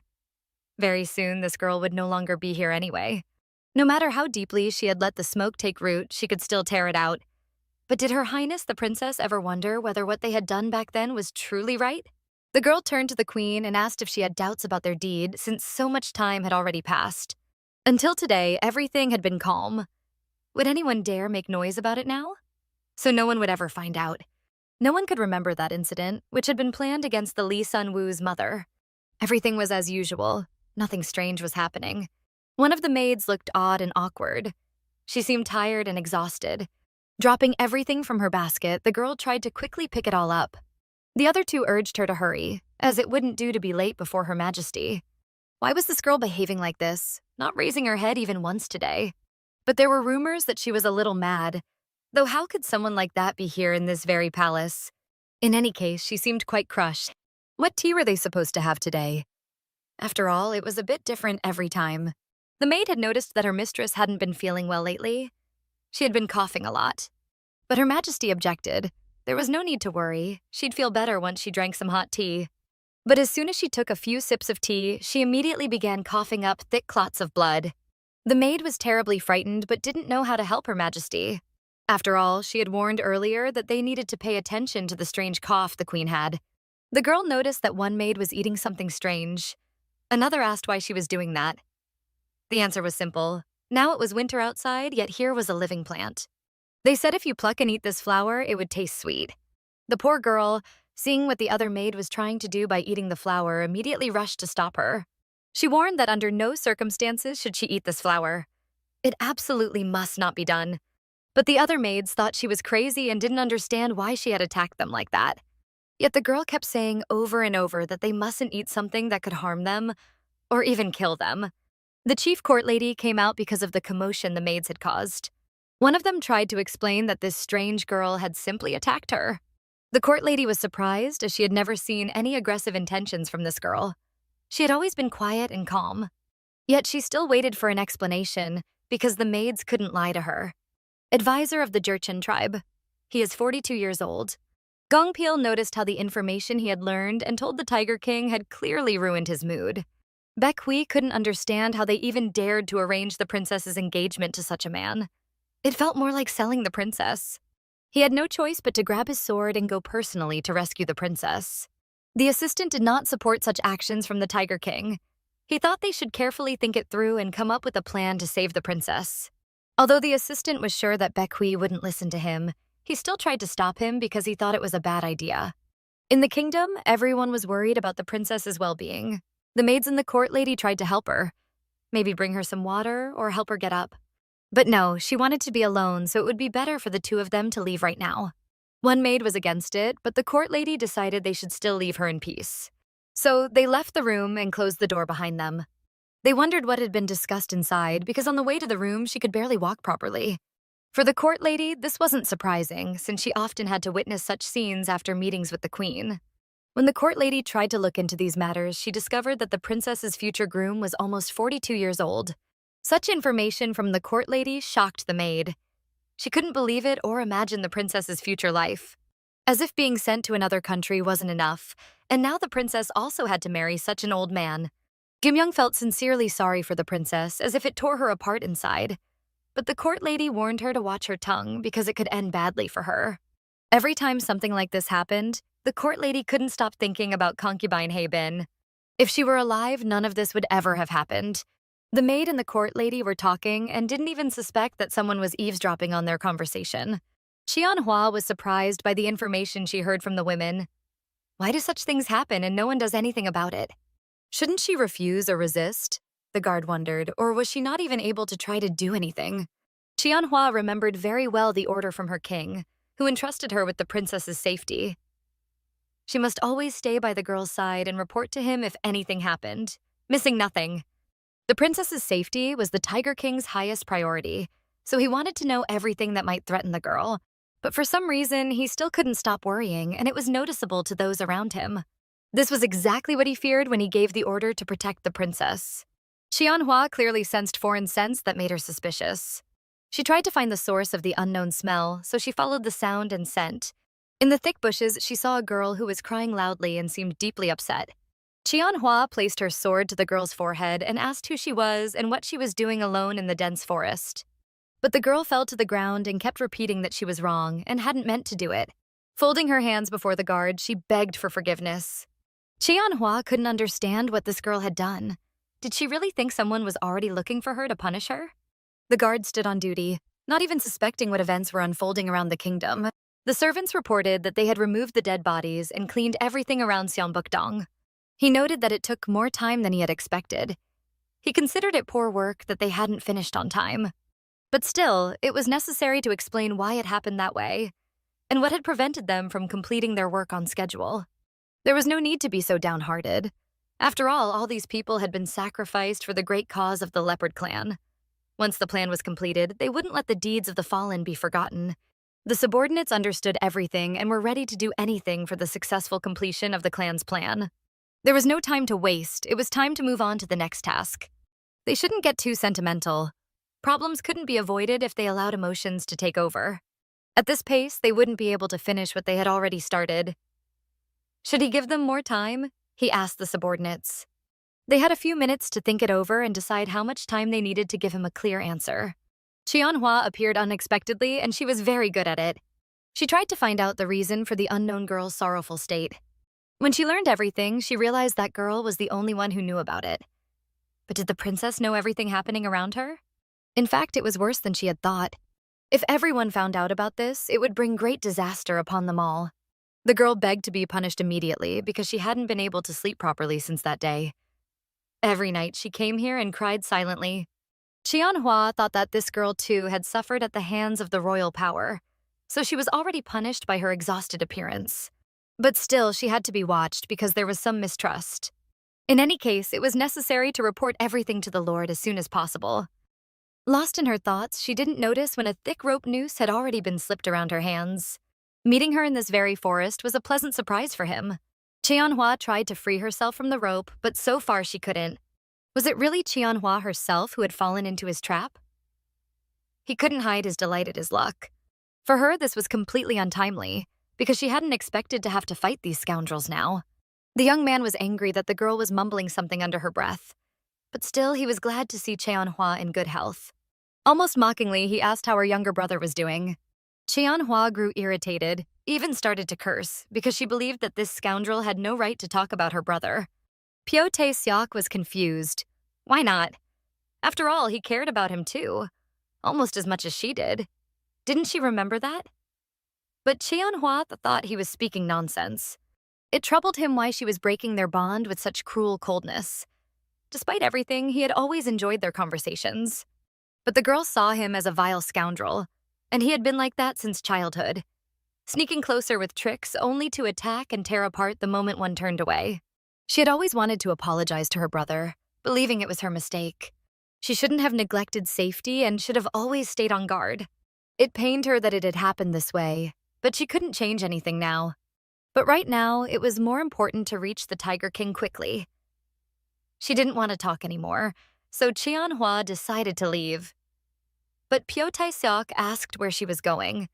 Wasn't she planning to catch the Pyo clan, whom she had been hunting for so long? She thought he talked too much, but in truth, he was a coward who never acted without backup. He was never alone. His loyal aides always accompanied him. He realized Hwa was right, but he didn't consider himself a coward, just careful about his safety, just in case. He didn't like being called such harsh names, just because he was always ready for anything. Their conversations led nowhere good. They only exchanged words of disdain for each other. Hwa wanted to hurry to meet the king, but he got ahead of her and was already standing nearby.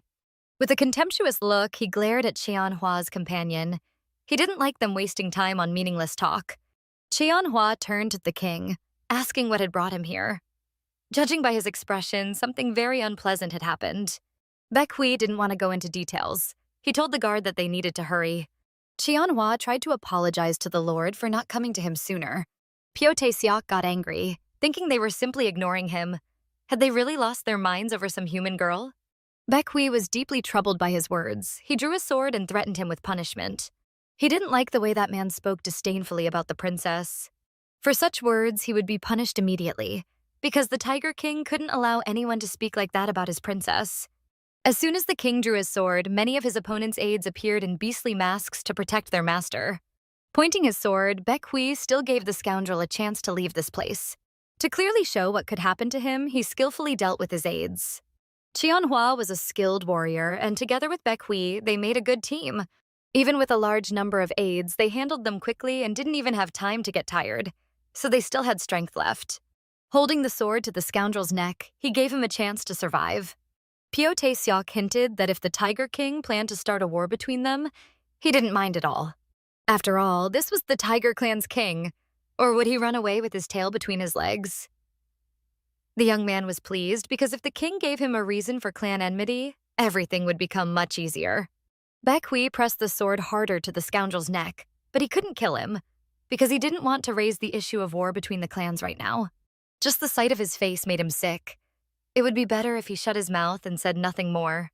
The scoundrel fell silent for a while, unsure of what the Tiger King would do next. Their mutual dislike showed in the angry, contemptuous glances they threw at each other. But then they heard something strange, a sound that seemed like clashing swords. Hwa guessed that people were probably approaching. Baek Hwi sheathed his sword, realizing they couldn't stay. They needed to leave quickly. The Tiger King walked ahead, followed by his loyal guard, Hwa.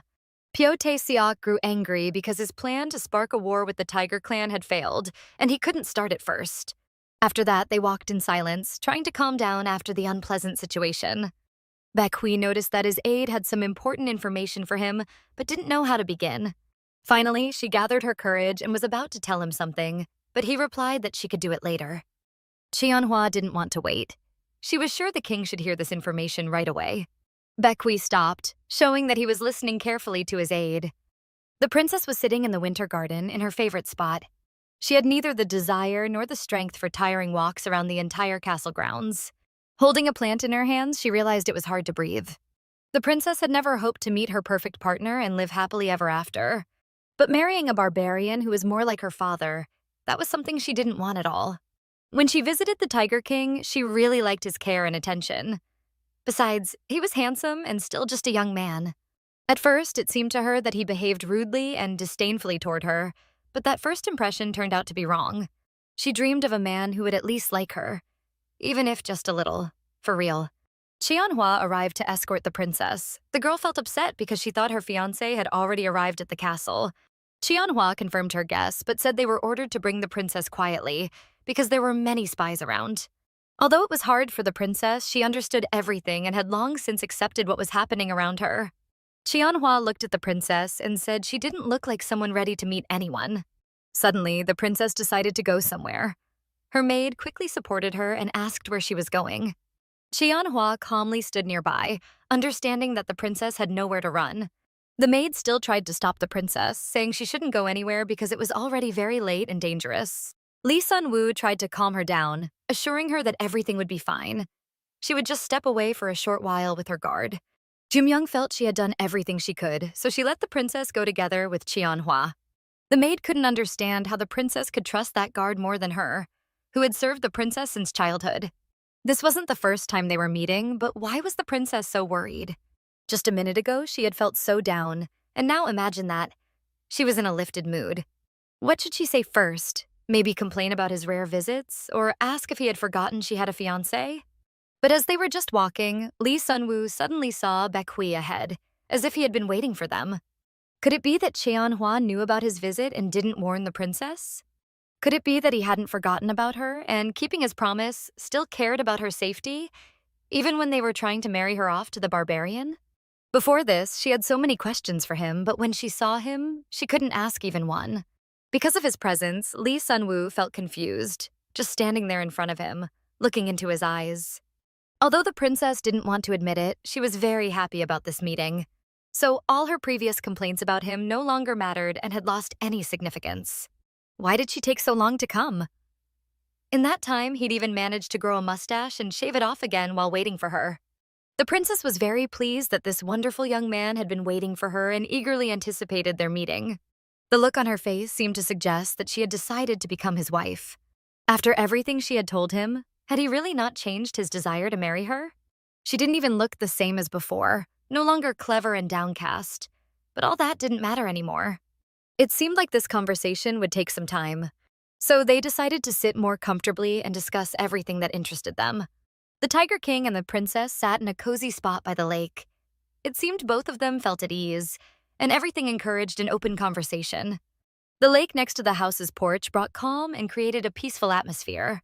After a long separation, it was hard to start talking. Neither of them dared to speak first. Lee Sun-woo asked what exactly Baek Hwi wanted to tell her. It was hard for him to begin, so he decided first to gather his thoughts so it would all sound right and coherent. 10 years ago, they had fought against the Pyo tribe, and during that time he lost his father and mother. Since then, he became the head of the Tiger clan. He wasn't old enough and had no experience to be a king, so everything happened very quickly. The loss of his parents brought him great suffering, but there were people who cared for him. He noticed that his story interested the princess, so he needed to go on. Hearing the beginning of his story, the princess realized that he too had faced hardships. Yet he had managed to grow into a kind and responsible person. After all, she too had lost her mother in early childhood, so she deeply understood his feelings. If her mother's death hadn't been decided by the heavens, what would she have done to save her? Baek Hwi asked the princess. The princess needed to think because she had always believed that her mother's death was just an accident. Baek Hwi had information that her mother hadn't died by the will of heaven. Her life had been taken by human hands. But Lee Sun-woo couldn't believe his words. To her, it all seemed like an accident. Yet she had been just a little girl then and might not have understood everything. The maids worried a lot about her because they clearly understood her condition and that she needed help. She remembered how when they were little, Princess Sukye had scolded her for daring to wear the same ribbon. She shouldn't have done that because she was just the child of some unknown concubine. The Princess Lee Sun-woo constantly suffered humiliation and threats from her sisters. The maids tried to help, tending to the wounds after the cruelty of the Princess Sukye. The princess tried to pick up the soiled ribbon from the floor and felt unwell. The ribbon was ruined, but it was her favorite, and now it was dirty. Yeonjong, king of Joseon. Hee-bin, the king's concubine. The girl felt calm when her mother was around. Her mother knew about the bullying of her daughter but couldn't do anything. She had to serve the king faithfully. Yet the mother still tried to comfort her daughter, asking what had happened to her face, why she looked like that, and why her hair was uncombed. Lee Sun-woo wanted so much to complain to her mother, but she understood that nothing would change after that. When her daughter told her that the Princess Sukye had hurt her, the mother told her not to imagine things, that she had just tripped and fallen. The king only watched everything happening but never once reacted or helped the girl. He simply didn't care about the princess's fate. He had more important matters to deal with and shouldn't waste time on petty troubles. Concubine Hee-bin assured her daughter that these were all temporary problems and everything would get better. She just needed to endure a little, and it would make her stronger. Even though the day was bright and clear, everything still seemed gloomy and depressing to the girl. Everyone kept asking what had happened to her face. Maybe she had eaten something bad? The princess covered her face with her palms. She was ashamed and didn't want everyone to look at her. Her face was red, and she knew it very well, but she didn't want to explain anything. The crown prince asked if Princess Sukye had really done this to her. The crown prince was so attentive to her. But even so, she still didn't want to tell him anything. But he wasn't asking to mock her. From his heart, he truly wanted to help the poor princess. His Majesty the Crown Prince, concubine Hee-bin, noticed standing next to the princess. Was he trying to talk to her? But the boy replied that he was just passing by. Concubine Hee-bin invited the crown prince to join them on their walk. Having tea together would be pleasant for her too. The woman called Lee Sun-woo to come with them as well. She sat down beside the princess and asked if it hurt. The princess bravely answered that everything was fine, and there was no need to worry about her. The woman tried to comfort the girl who was crying, but the princess still covered her face with her palms because she felt ashamed. Her mother handed the princess a new ribbon and invited her to guess what gift she had brought. The girl removed her hands from her faye and saw a very beautiful ribbon that her mother held out. Its color was different from the ribbons the princess usually wore, but her mother had embroidered this special ribbon with flowers, believing it would surely suit the princess. Lee Sun-woo held the new ribbon in her hands and was very grateful to her mother for such a lovely gift. At last, the girl calmed down a little, and even after removing her hands from her face, she no longer paid attention to the scratch. This was her beloved and gentle mother, the daughter of a fallen noble family who had no one to rely on in the palace. Yet the concubine still managed to make a life for herself on her own. Life in the palace remained dangerous and full of heartache for them, and that was the reality she and her mother shared. The pleasant conversation had been about a meeting and whether they would be able to speak with them, but at the meeting itself, this wasn't discussed. Was it really true that he hadn't managed to arrange the last meeting? Asked a man who was part of the king's retinue. She had come because her father said he urgently needed to discuss something with her, but she couldn't even imagine what would actually happen before everyone's eyes. Many wanted to speak with concubine Hyebin because it turned out she had been meeting with someone, and they had no other choice but to take this disrespectful step. But the woman wasn't sure if she had enough authority to handle this slander. As everyone knew, concubine Hyebin was greatly favored by His Majesty the King himself. It seemed to everyone that the concubine didn't even try to listen to the king's subjects, who appeared to be discussing something important. She apologized, but she had nothing to say, so she decided to leave. One of the king's subjects warned her that her thoughtless decision might negatively affect her future. He addressed her, saying that if she kept turning a blind eye and ignoring their words, it would solve nothing. Shouldn't she at least think about Princess Hwayeon? At this rate, she might end up ruining her daughter's future. Was it true that he hadn't gotten an answer back then? And did he think concubine would always behave this way? Even if that were the case, they still had to keep trying to discuss it with her. Although it would be very difficult, it might be possible to influence her through her daughter, since she cared deeply about the princess's future. Starting today, this maid would be serving tea to concubine Hyebin. The woman thought she was still too young for such a difficult task, but the court lady explained she would prepare everything, and all the girl had to do was bring it. The girl understood, but since this responsibility was given to her and not to her other sisters, she must not make any mistakes. Today, the tea's fragrance was incredible and spread throughout the entire kingdom. The girl took the tray with the tea and carefully carried it to the concubine. The court lady worried that everything would go well, though she felt confident the girl would succeed. The princess noticed her mother looked unwell and immediately asked how she was feeling. The concubine considered her temporary illness insignificant and asked her daughter not to worry. She noticed that the princess's hair had grown much longer. The Princess Hwayeon was delighted to see her hair now reached below her waist. The mother felt happy that her daughter was becoming a beautiful young lady and wondered what kind of fiancé she might have in the future. The princess felt shy and asked her mother not to talk about such things. Meanwhile, nearby walked the Princess Sukie. Seeing the young princess, she immediately decided to approach her. She ran toward the little Lee Eunwoo and reached out to pull the ribbon from her hair again. Concubine Hyebin noticed this and moved her daughter behind, blocking the path of the Princess Sukie. Princess Sukie grew irritated by the concubine's action and asked what she thought she was doing. Did she really not understand whom she had blocked? Concubine Hyebin tried to explain that the young lady had been running too quickly, and she was afraid the two princesses might fall and get hurt. But Princess didn't want to believe this, saying enough with excuses. They had to hand over the ribbon. At her daughter's loud cries, Her Majesty arrived and asked what was going on between them. Lee Eunwoo quietly stood beside her mother, knowing that because of her mother might get into serious trouble. The queen sternly asked again why there was so much noise, waiting for an explanation from those present. Princess Sukie spoke first, trying to appear as the victim of the situation. She had asked to see the ribbon, but the girl had refused to give it. Her Majesty turned to Princess Sukie, asking if she was still throwing tantrums over ribbons and why she even liked something so filthy and poor-looking. Besides, no one knew whose hands had touched that ribbon. There was no need to make a scene, just leave them be. Princess Sukie couldn't argue with Her Majesty, so this time everything ended quietly. The queen no longer wished to stay, so she decided to take her daughter and leave to attend to other matters. The queen walked ahead, but her daughter, following behind, still looked back at the young lady, showing she would keep watching her. Concubine Hyebin tried to comfort her daughter, telling her not to pay attention. It was necessary to be patient a little longer, and soon it would all be over. The princess felt hurt that Her Majesty had called her best ribbon poor. After all, her mother's embroidery was the finest in all Joseon.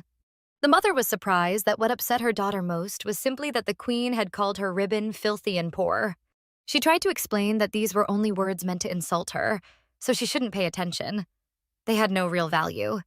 Besides, the princess cared for this ribbon and cleaned it every day. Concubine Hyebin understood that her daughter was very responsible and cherished her mother's embroidery on the ribbon. The mother turned to her daughter, saying she was so clever and made her the happiest mother in the world. Lee Eunwoo calmed down because her mother's words were the kindest and sweetest of all. It was the best season, when many different kinds of flowers were blooming in the garden. If she told her mother that the garden had started to blossom, she would surely smile. On her way, she met His Majesty the Crown Prince. The Crown Prince was surprised to see the young lady and asked what she was doing there. The royal physician hadn't arrived yet. The princess overheard the court lady calling loudly for Her Highness, urgently asking to bring the tincture. Everyone was rushing around the room, and from the commotion, Lee Eunwoo realized something terrible was happening. She became so worried that she dropped the flowers she was carrying for her mother. She wanted to see her mother immediately, but the court lady held her back and wouldn't let her near. The court lady told her she couldn't go in, that she should return to her room, and that concubine Hyabin would surely recover. The princess very much wanted to believe what the court lady said, convinced that everything would be all right. Could it really be that concubine Hyabin had brought misfortune upon herself? And that was why the higher powers had sent their wrath upon her. The little princess didn't understand what they meant, but remembered her mother's words that they might soon face great troubles. Only then did Lee Sun-woo realize the heavens must have truly hated her. It didn't matter how long she endured disrespect, there was no end to it, and they had managed to take away her entire world. Even 10 years later, she still thought this way.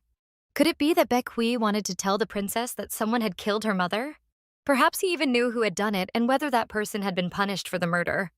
Baek Hwi believed that this crime had been committed by Prince Gwangmyeong. The princess knew very well that Her Majesty the Queen and the other princess disliked her and her mother and wished them harm. But she would never have thought that Prince Gwangmyeong could be capable of such a crime. Could it really be true? In all this time, she had thought her mother's death was just an accident. Hearing these words made the princess feel faint, and she sank to the floor to keep from falling. These people and everyone around had probably guessed about her mother's murder, yet not once had they hinted at it to her. They calmly looked her in the eyes, pretending everything was as it should be. Some had even offered her sympathy for her loss. Lee Sun-woo felt deeply crushed and furious. The anger inside her was tearing her apart. She quickly got up and tried to run away from everyone. She wanted to be alone and face her despair by herself. Baek Hwi grabbed her hand, trying to keep her from leaving. The girl was in such despair that she might do something reckless without thinking of the consequences. The pain she felt now was even greater than when she had first learned of her mother's death. But she still believed it had all been decided by fate and set by the heavens. She wanted the man to let her go immediately and never again disturb her soul. She was so angry, realizing that all this time she had been focused on the wrong things. Believing it was the will of the heavens, she had followed orders without question. She had endured mockery and contempt, doing nothing in response. And now, overwhelmed by anger, she somehow felt ashamed of herself. This side of herself, the princess did not want to show to the Tiger King. After all, he had enough of his own troubles, and here she was, burdening him with her painful stories, taking up his time. Baek Hwi wanted to share the princess's pain because with his support, she could endure everything and overcome her hatred toward her mother's killers. She had to take his hand, and then she would surely feel his support. He would definitely protect her and help her in all her struggles. When he first heard this story from Cheonhwa, he immediately wanted to take advantage of the opportunity. It seemed to him that this was the perfect chance to win her favor. But why, out of all people, did he choose the princess? Baek Hwi tried to understand what he was trying to say by this. Did he himself even know? When he left the human world and crossed over to this side, his life changed completely. Life here became completely different from what it had been before. And he knew that well, which was why he waited. And he would keep waiting until the princess herself reached out to him of her own free will. But the princess pleaded with the Tiger King to let her go and allow her to leave peacefully. The king didn't want to let go of the princess's hand, but he couldn't force her to stay either. One last time, he asked her to take his hand and feel his support and understanding. If she decided to leave, he wouldn't stop her. But even then, he would keep watching over her and protecting her from danger. If she wished, he could become her shield. And if he stayed by her side, no one would ever dare look down on her again. And indeed, he always behaved the same way, even when she tried to push him away and distance herself. And he kept coming closer to her slowly but persistently, just like before. No matter what happened, his thoughts and feelings never changed. Lee Sun-woo had only one question for the Tiger King. Why was he doing all this for her? For such a foolish girl who couldn't even see what was happening right before her eyes? For a princess who didn't even try to fight against the arranged marriage? Everything was much simpler than the princess could have imagined. Baek Hwi simply liked her very much, and he didn't hide it at all. He truly wanted the princess to think of this only as the strange courting of a woman he liked. It was very touching for the princess to hear such words, but right now she couldn't think of anything except her mother's murder and her engagement to an aging fiancé. The man held out his hand, explaining that his hand would always be there, and she could reach out to him anytime. Holding out his hand in front of her, he said he would wait until she decided to take it. And it didn't matter to him how long it would take. He was ready to wait for her forever. The meaning of this hand would never be easy, but still, the princess would have to make a choice and accept the hardest decision of her life. And yet, despite everything, she so wanted to grab it. Because the Tiger King was the only one who had offered her a helping hand. Reaching out her hand to the king, Lee Sun-woo immediately threw herself into his embrace. At that moment, she simply wanted to be hugged and helped through her pain. For her, it felt strange, as it was the first time she had ever embraced a man. Baek Hwi held the girl tightly in his arms and reassured her that she had made a good and right choice. While he spoke, the princess noticed how the tone of his voice had changed. He held her tightly, as if he didn't want to let her go even for a minute. From now on, she was a person who had chosen to stay by his side. That meant she had to be treated with great respect. He would give her everything she wanted. If she wished to move with him to the Tiger's Clan Palace, he would surely take her with him. If she wanted revenge, he would become the best ally she could ever dream of. The princess couldn't even imagine what revenge for the death of her dearest person might look like. Her mother hadn't deserved to die so young, so that scoundrel absolutely had to be punished. That man had deprived her of support and protection in her childhood, and she had had to endure the queen's and princess's cruelty. Revenge was exactly what she had to do first. She would even risk her life to avenge her mother's death. For the first time, the king saw determination and a desire for revenge in the girl. If he had promised to help her, he would do it, without even thinking about the consequences that might bring trouble to his clan.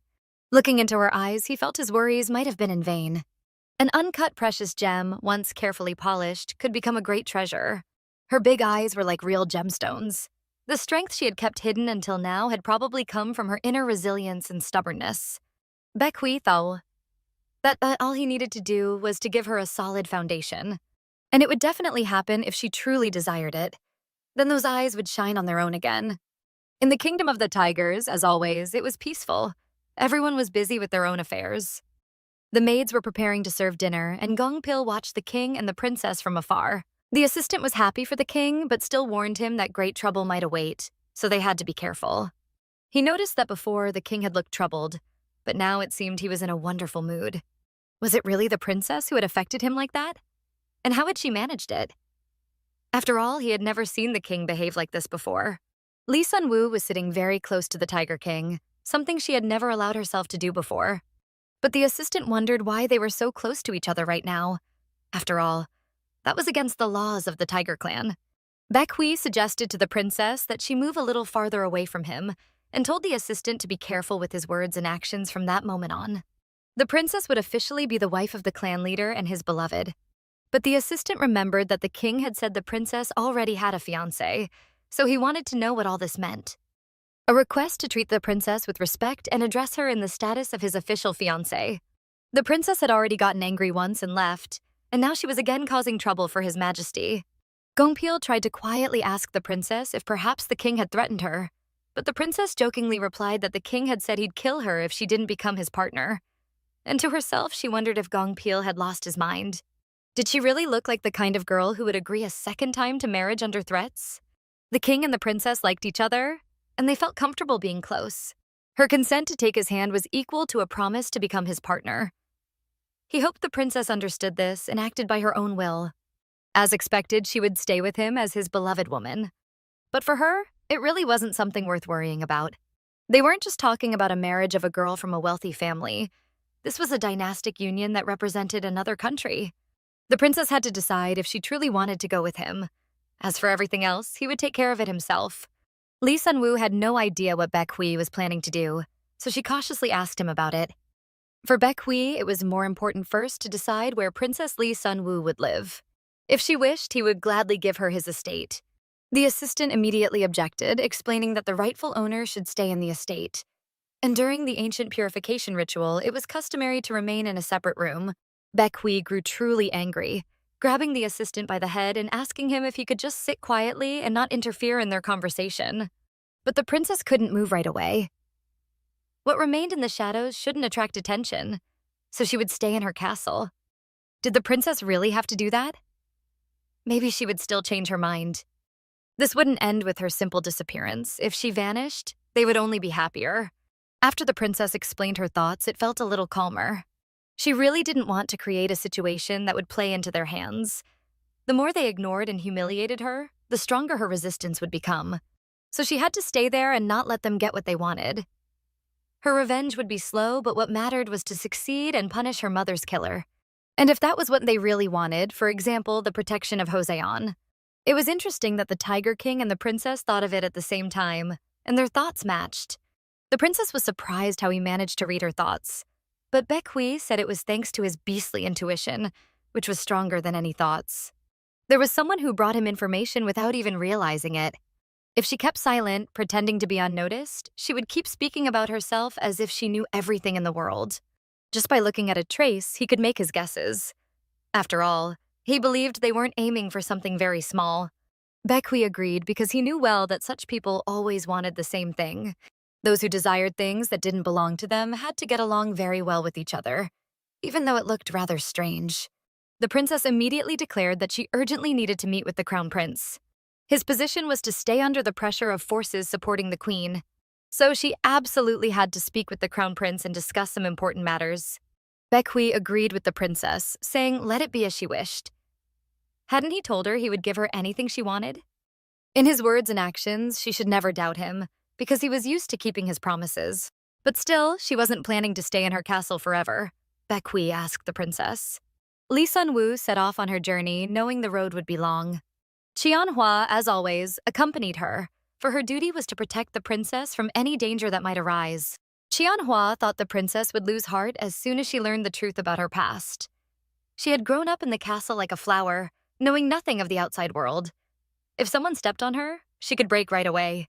But this was something she had to do to risk her life to avenge her mother's death. Strangely enough, for the first time, Hwa was wrong. This girl turned out to be very strong.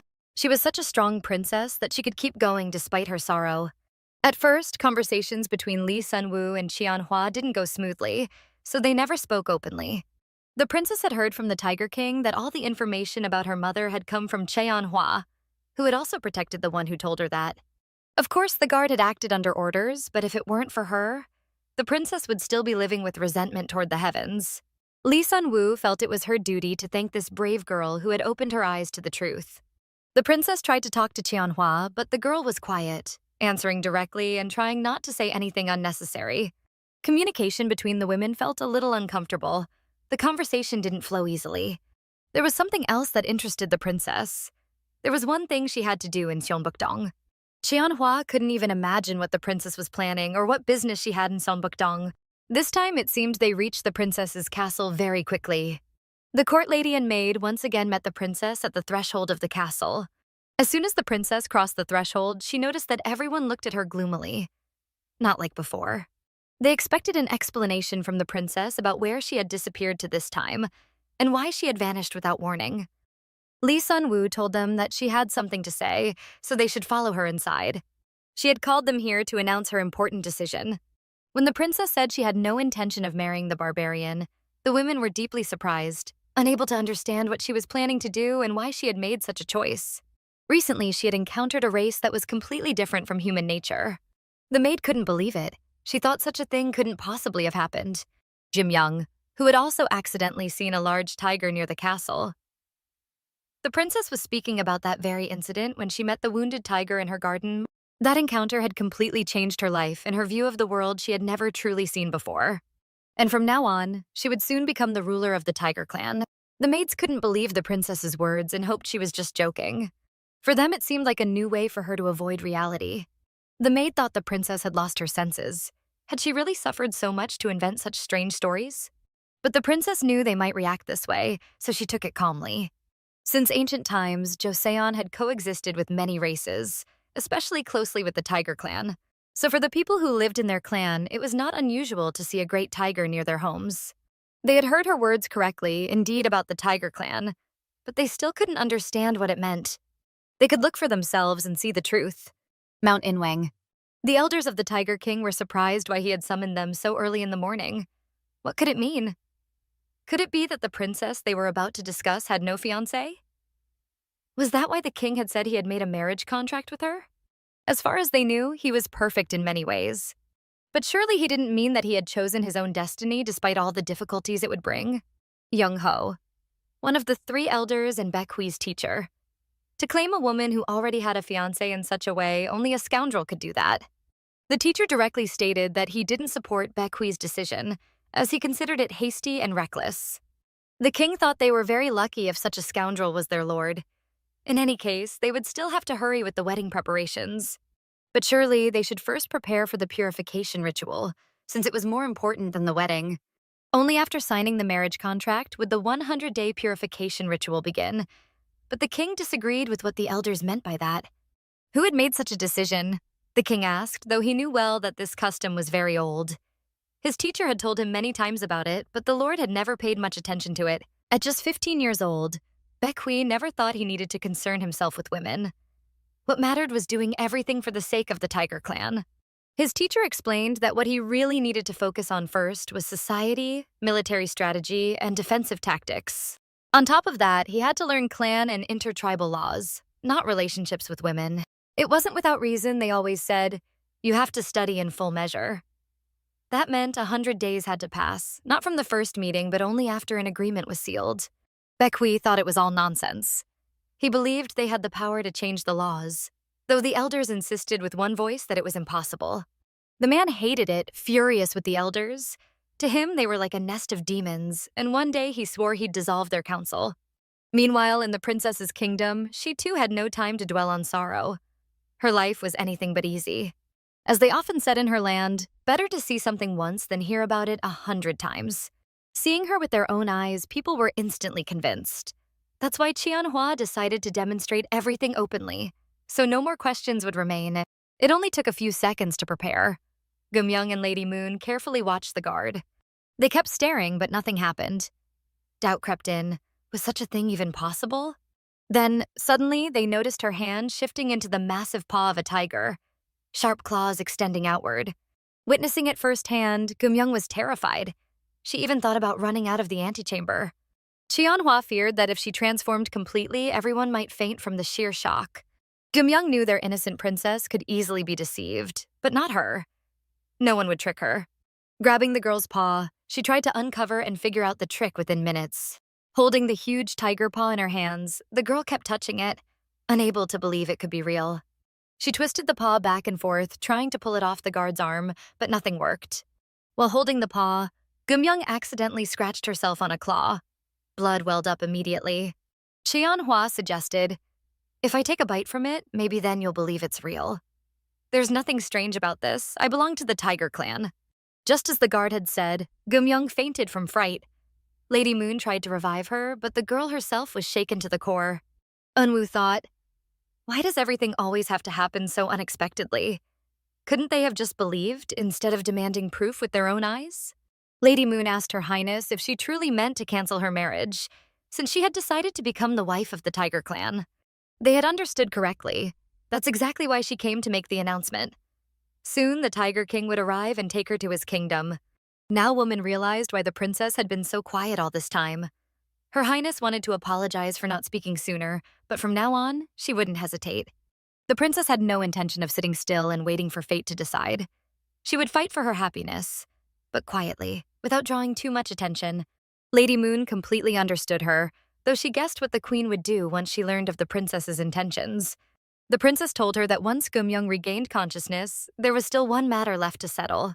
Meanwhile, a maid sat locked away, waiting for them to decide her fate. The girl felt awful. She never wanted to do what she had been forced to.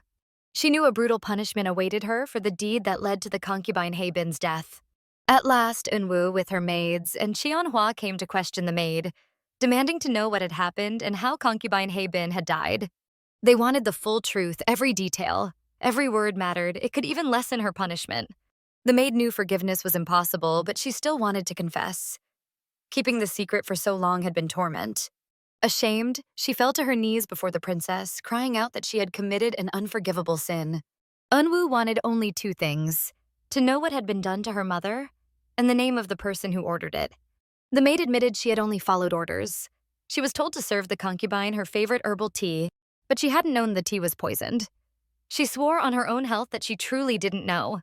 That meant Eunwoo's mother had been deliberately murdered, killed to remove her forever. All these years, the princess had believed her mother died of illness. But in truth, someone had taken her away. Someone she desperately needed. The princess asked when the maid first realized the tea had been poisoned. She couldn't recall exactly, but said it was around the time the concubine Haebin began looking sick after drinking it. She also noticed the concubine had been coughing frequently, another sign someone was trying to kill her. When the concubine's coughing worsened, the maid still did nothing. She never warned anyone. Fear held her back. If she acted rashly, danger could fall on her family. Now, though, all she felt was shame. If she had told the lady-in-waiting what she had seen and suspected earlier, the concubine Habin might have been saved. But now it was too late. The maid decided she deserved the harshest punishment of all: death. Falling to her knees again, she begged the princess not to delay, command her execution immediately. Lee Eunwoo didn't know what to do. The girl had committed a crime, yes, but who could say others wouldn't have acted the same under such pressure?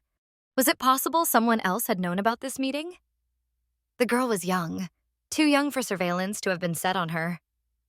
Yet even now, she felt a presence beyond just their own. Even a child knows, when a sin is committed, that person deserves death.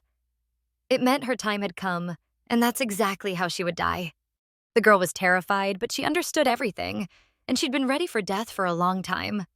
Even if things could have gone differently, she still couldn't live like everyone else. A person who's committed a crime can't live peacefully.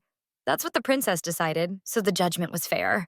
Her lady believed that death would always come soon enough. There was no need to rush. The girl still had a chance to repent. Jim Young, speaking with other maids, asked if they'd heard the rumors. Some unknown skin disease was spreading through the kingdom. The maids were shocked and asked what kind of illness threatened them. Gum-young hinted it could even be the plague, and that the royals were hiding the truth. And that was a terrifying thought. Still, nothing could be said for sure. Either way, they shouldn't spread it around. The maids listened closely and understood. If everyone found out, panic would sweep the kingdom, and saving or curing anyone would be nearly impossible. If the sickness spread through the castle, it would be a true catastrophe. The maids weren't sure if staying silent was the right thing to do. Gum-young felt she'd handled it perfectly. Within a day, she was sure the maids would do the rest, carrying the rumors across the kingdom. But why the princess needed these rumors in the first place, no one knew. Had she plotted something dark? Maybe to harm someone? From the day the assassins struck the kingdom, Her Highness seemed like a completely different person. No longer herself. Then, the girl noticed one maid hurrying off somewhere and grew curious about what that girl was up to. That's why she decided to follow her, to uncover whatever secrets were happening behind her back. It was clear the maid was rushing desperately. She tried to slip away unnoticed and hid in a quiet corner where hardly anyone ever went. In her hands, she held a small bundle. When she unwrapped it, her hands began to tremble, as if she were terrified of what she saw. When the princess suddenly appeared, the maid froze in fear. Tears filled her eyes, and she shook even harder. In her palm lay a small sphere, cradled carefully. She knew one wrong move with it could kill her instantly. The princess told her she still had a choice. She could die here, or she could cling to hope, and maybe earn salvation. The maid trembled and kept crying. Tears rolled down her cheeks like beads and soaked into her pretty dress. The very next day, rumors spread just as the princess had predicted. Baek Hwi told everyone since she'd seen it with her own eyes, but no one wanted to believe her. How could it be true? After all, this girl came from the royal kitchen. When the head maid approached, the maids refused to discuss rumors in her presence. But when Baek Hwi appeared, the others surrounded her, demanding to know what was happening and threatening to punish her for coming. At the noise, the head maid herself stormed in. Furious, she scolded the maids for disturbing the kingdom's peace. She demanded to know why they were attacking this poor girl. All the maids cried out together. It was her. This girl was the danger to the kingdom.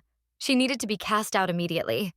The girl remembered the princess's words that if she ate it, nothing bad would happen to her. After that, she'd feel burning heat, her skin breaking out in huge pink blotches. When that happened, it would look exactly like the sickness. The maids noticed the girl already looked pale and weak, trembling, her body covered in pink patches. Calling her a useless wretch, they scolded her.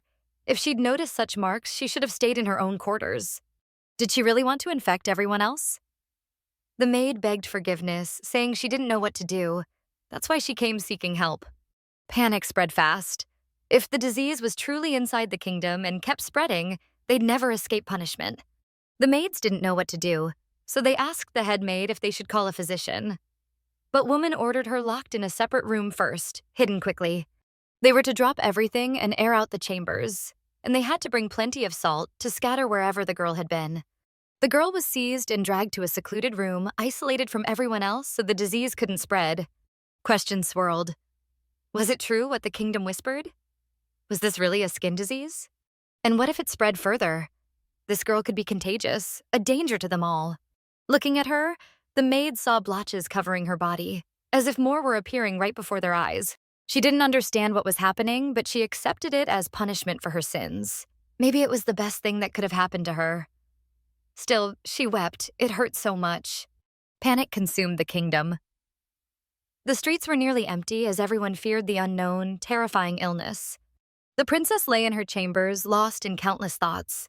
She had to reconsider everything and ask herself, why had all these events been set in motion? And 7 years had passed since her mother's death. She tried to recall the happier moments. She remembered clearly the tea's aroma was wonderful and her mother had loved it dearly.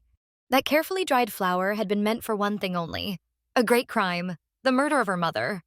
And what was most shocking, the crime had been carried out by the hands of a young girl who hadn't even understood what she was doing. Why was life so cruel? Did everyone really wish each other harm only to grab power and riches? It was late, deep into the night. Silence covered the kingdom, but the girl heard strange noises outside her window.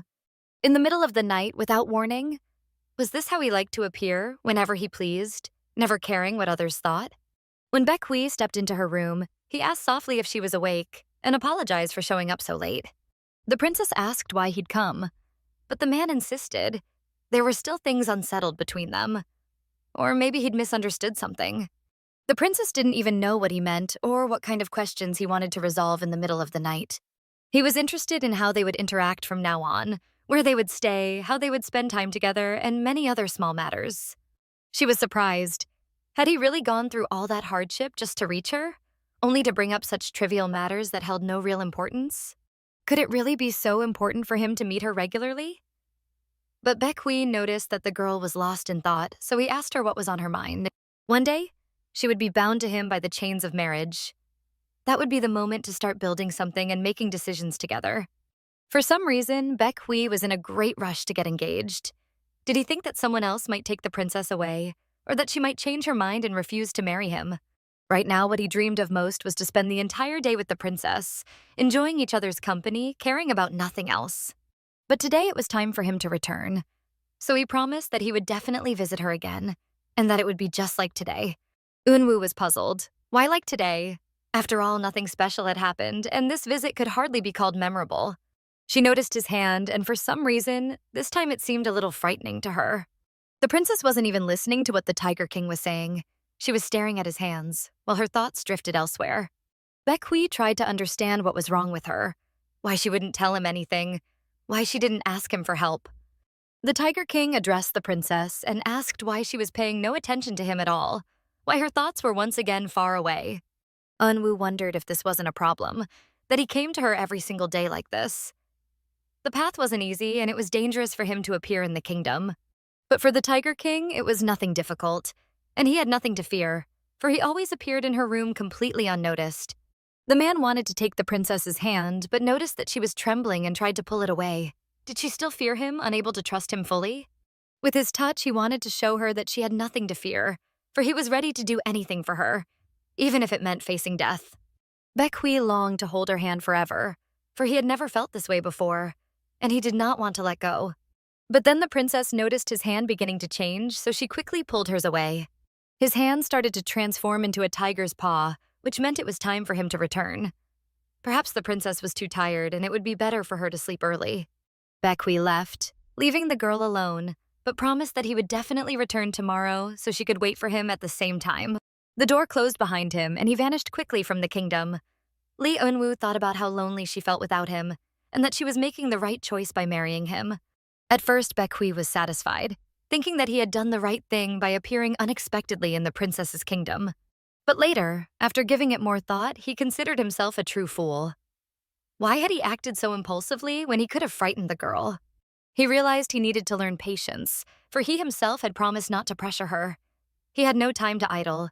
First, he needed to deal with certain formalities. He decided to make sure the marriage contract was signed as soon as possible. Though the day was sunny and clear, it began with great surprises for the princess. Gimyoung ran into the princess's room, deeply agitated. The girl cried out that girl was here in the royal kitchen. The princess wasn't surprised, yet still curious why it had happened, but the child needed to be saved. She hadn't even managed to drink any water, and red spots almost completely covered her body. The situation was dire. "Has she died?"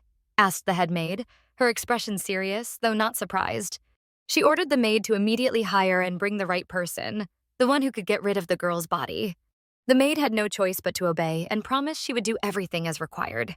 And the head maid calmly went about her business, confident that the maid would handle everything and that no one would find out about the girl's death.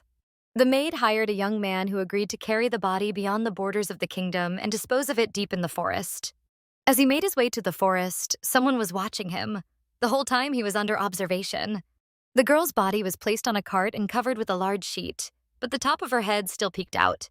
Her hand and body were covered in red spots, the disease incurable. If it was contagious, the body needed to be discarded far away from people. The hired man had nearly finished his task, and the one who had been watching him was ready to take the next step. He completed his job, so he was free to go back to the kingdom, but he was forbidden to speak about the girl's body. He bowed before the guard and hurried to leave the forest, for it was dangerous to linger. The young man ran quickly, knowing he was part of a secret plot, and if anything went wrong, he could be punished. Manhwa remained alone in the forest, standing before the cart with the body of the young girl. She even thought she heard strange sounds nearby, which made her wary. But when she looked around, she saw two charming rabbits nibbling grass behind a bush. Manhwa lifted the blanket and said, "Enough pretending. Can you get up on your feet?" The girl opened her eyes. Though exhausted and weak, she still had the strength to rise without the guard's help. The girl sat on the cart, unsure what to do next, but with only one desire, something she probably deserved. She apologized to the guard, saying she hadn't eaten in days and was terribly hungry. Manhwa noted that she had done well and carried out her task with dignity. The girl had tried hard, for her life depended on Her Highness, who had shown great mercy to her. If she truly believed Her Majesty to be kind and compassionate, then perhaps she ought to express her gratitude in person. Once again, the Princess Hwayeon surprised her. In the royal kitchen, they didn't care much about the bodies of dead maids. They were simply ordered to dispose of them quietly. Lee Eunwoo had understood everything from the very beginning, and that was when she devised this plan, which she considered very well thought out. The guard said it was time to leave. The maid obediently listened, calling her Lady Warrior. But Manhwa disliked it. She didn't want to be called that. Mount Inwang. Today there were many more people there than usual. It seemed that a great banquet was about to take place. The princess also arrived to take part in the grand feast. She thought she might once again linger with them for a while. Gongpil was so absorbed in speaking with the princess that he forgot to greet his Tiger King, not even noticing him. Baek Hwi decided it was time to quickly choose separate maids for the girl. But Gongpil didn't want to be blamed for anything, since he always stuck to logic. When the Tiger King argued with his aide, the princess found it amusing. She liked that things between them were always lighthearted and calm. The aide wanted to say that a few days ago, his master suddenly spoke up, but he immediately fell silent when he looked at him and realized it wasn't worth continuing. With a cough, the Tiger King signaled to his aide that he was talking too much and needed to shut his mouth right away, since the princess didn't need to know everything. The young man noted that the evening air was rather chilly, so they shouldn't stay outside for too long. Eunwoo agreed, since she was already feeling a little cold. Right now, the Tiger King seemed more like a sly fox. Eunwoo became curious about what secret Baek Hwi was trying to hide from her. The evening in the Tiger Kingdom was much calmer. The princess wasn't afraid of anything, since she always felt safe here. She was getting ready for bed, so she lay down in her sleeping place. But something seemed to trouble her, and she couldn't rest easily. When Baek Hwi tried to lie down beside her, the princess finally asked if they really had to sleep together every night. The man didn't understand what exactly bothered her, but it was hard for the princess to fall asleep with him staring at her like that. He really liked watching her when she slept. To her, it felt like this scene had already happened before. Everything was repeating itself all over again. He didn't understand, since back he hadn't even touched her, just watched her. The princess couldn't figure out why she was feeling this way. Maybe it was just her anxiety. He understood the girl perfectly, but he still wanted badly to be near her, especially knowing she would soon return to her castle, and he wouldn't get to see her so often. The man smiled and told the princess not to frown, because he didn't want wrinkles to show up on her pretty face. Eunwoo didn't like him saying that. She was still young, and wrinkles wouldn't appear on her face for a long time. So she hid under the sheet, not wanting him to keep looking at her. With her face covered by the sheet, she felt like she was invisible, and still tried to fall asleep. Baek Hwi really wanted to be close to her, and even if just slightly, to touch her. So he reached out his hand and gently brushed her hair away from her face. The princess didn't think it would fluster her so much. She felt uneasy and tense. A chill even ran down her back, and his breath only made her feel more frightened. Baek Hwi pulled the sheet off her, turned her toward him, and leaned over her. It didn't seem like he wanted to rest much, and leaving her was impossible for him. He had a strong desire to kiss her, but to do it in a way that wouldn't scare her completely. He moved carefully, as if preparing her for it ahead of time. She needed to get used to him, even when he was way too close. He gathered his strength to stop himself, not wanting to hurt the princess. Though it was hard for him, he believed he could manage because of his strong willpower. Baek Hwi sat up. He truly believed he had no right to disturb the princess's sleep, so he decided to leave. He thought the whole situation was way too unreasonable. Even after everything that had already happened, he'd tried to do it again. Even though it was painful for him to walk away, he still had to follow the rules and laws of the clan. Still, he held on to hope that soon the day would come when they could watch the sunrise together. The girl admitted that it might really happen soon, but for now, he needed to be patient and wait for the right moment. Baek Hwi didn't want to keep the girl any longer, so he quickly left the room and shut the door behind him. The princess was really frightened by his words, that they might watch the sunrise together very soon. It made her start worrying all over again. She thought she had grabbed onto this thread only for the sake of revenge, but now the situation seemed far more complicated. Her heart pounded louder and louder. Since Lee Eunwoo had fallen asleep so late, she felt very weak and had no energy at all. As soon as she opened her eyes, she noticed her maid already nearby. Seeing that the princess was awake, the maid immediately asked permission to come into the room. Lee Eunwoo realized there were suddenly way too many maids around her, though she couldn't understand why so many had come. She even got a little scared, not knowing what to do. Why would she need so many maids if she wasn't planning anything special? She wasn't used to this. And upon waking, she forgot for a moment that she wasn't in her old castle anymore. Then she remembered that the Tiger Manor had completely different rules, so she decided to just accept it without acting too proud or arrogant. All the maids who had entered her room were there to help the princess get ready, but she had no idea what exactly they were preparing her for. First, they were supposed to take the princess to the bath, but she felt uncomfortable, since she could easily do all of this herself. Just imagine, a place where everything is done for her, while she was expected to quietly go along with whatever they suggested. Is this a dream? The princess wondered, amazed by everything happening around her. Then Cheonhua invited someone into the princess's room, someone meant to be a pleasant surprise. She told the maid to come in, saying that her lady was already waiting for her. The maid was so nervous she couldn't bring herself to take the first step toward the princess. When she opened the door, the young girl peeked into the room, waiting to see if the princess would allow her to enter. She saw the princess standing in the middle of the room, dressed in a stunning gown decorated with precious gems. Lee Eunwoo turned around and recognized the same girl she had once saved from death. The maid bowed deeply before the princess, greeting her highness with respect. Right away, the princess understood that it was Cheonhua who had brought her here. The maid was truly grateful for being saved. The only reason she was still alive was thanks to the princess's endless kindness. Eunwoo spoke to the maid, asking her name. Go-bun. That was the name of the servant who had once been connected to her mother's death. To the princess, Ji Go-bun was a very beautiful name. She asked the maid what she would like to do now. Maybe she wanted to stay here and serve the princess. That way she would be safe and could help with anything if needed. The girl didn't understand why the princess would even ask. For someone as worthless as her, all that mattered was following orders, no questions asked.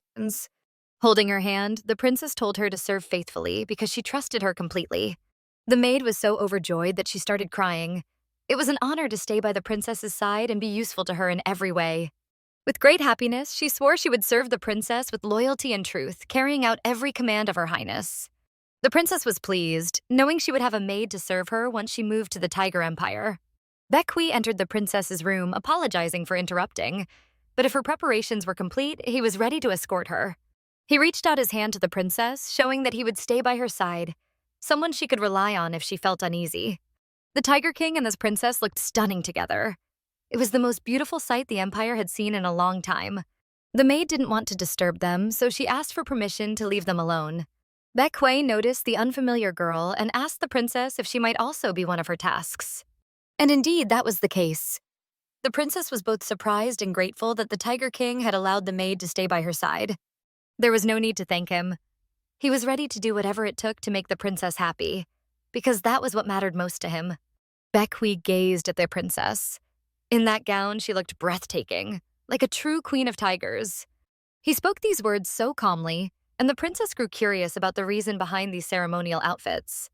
The Tiger King explained that today they planned to sign a marriage contract. The princess was shocked, since he hadn't warned her about it beforehand. But he insisted that he had been preparing to marry her, and he had no intention of backing down. He would fight for her until the end. For the princess, it all felt so sudden. Were they really about to go through the ceremony right now? She wondered if she even had the option to refuse or postpone it. "Is this a wedding?" The princess asked the Tiger King. Technically, it wasn't a wedding. It was just a vow of loyalty. Aristocrats often had to follow such traditions. If they were both ready, then it was time to go and begin the contract ceremony. Everyone was already waiting for them. This too was part of tradition, so she had to stay strong. There was nothing strange about it. She simply needed to get used to new experiences. She was also required to hold his arm, as though always shielded by him.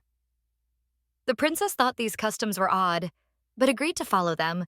Today's procedure would be very simple. Essentially, all they had to do was formally agree to their marriage. Among aristocrats, marriages were always unusual. From approval of the union to the actual wedding, much time could pass. There were countless formalities to be settled first. The princess noticed that the place for signing the contract was decorated according to all the traditions of the Tiger Empire. She had never seen anything like it before. Even the trees were adorned with beautiful symbolic ornaments. Large lanterns stood nearby, with bright lights glowing at their very tops. Everything looked so beautiful and luxurious, but to the princess it felt like too much for such a simple ceremony. When the princess and the Tiger King arrived at the site, the elders were already waiting, dressed in elegant, festive attire.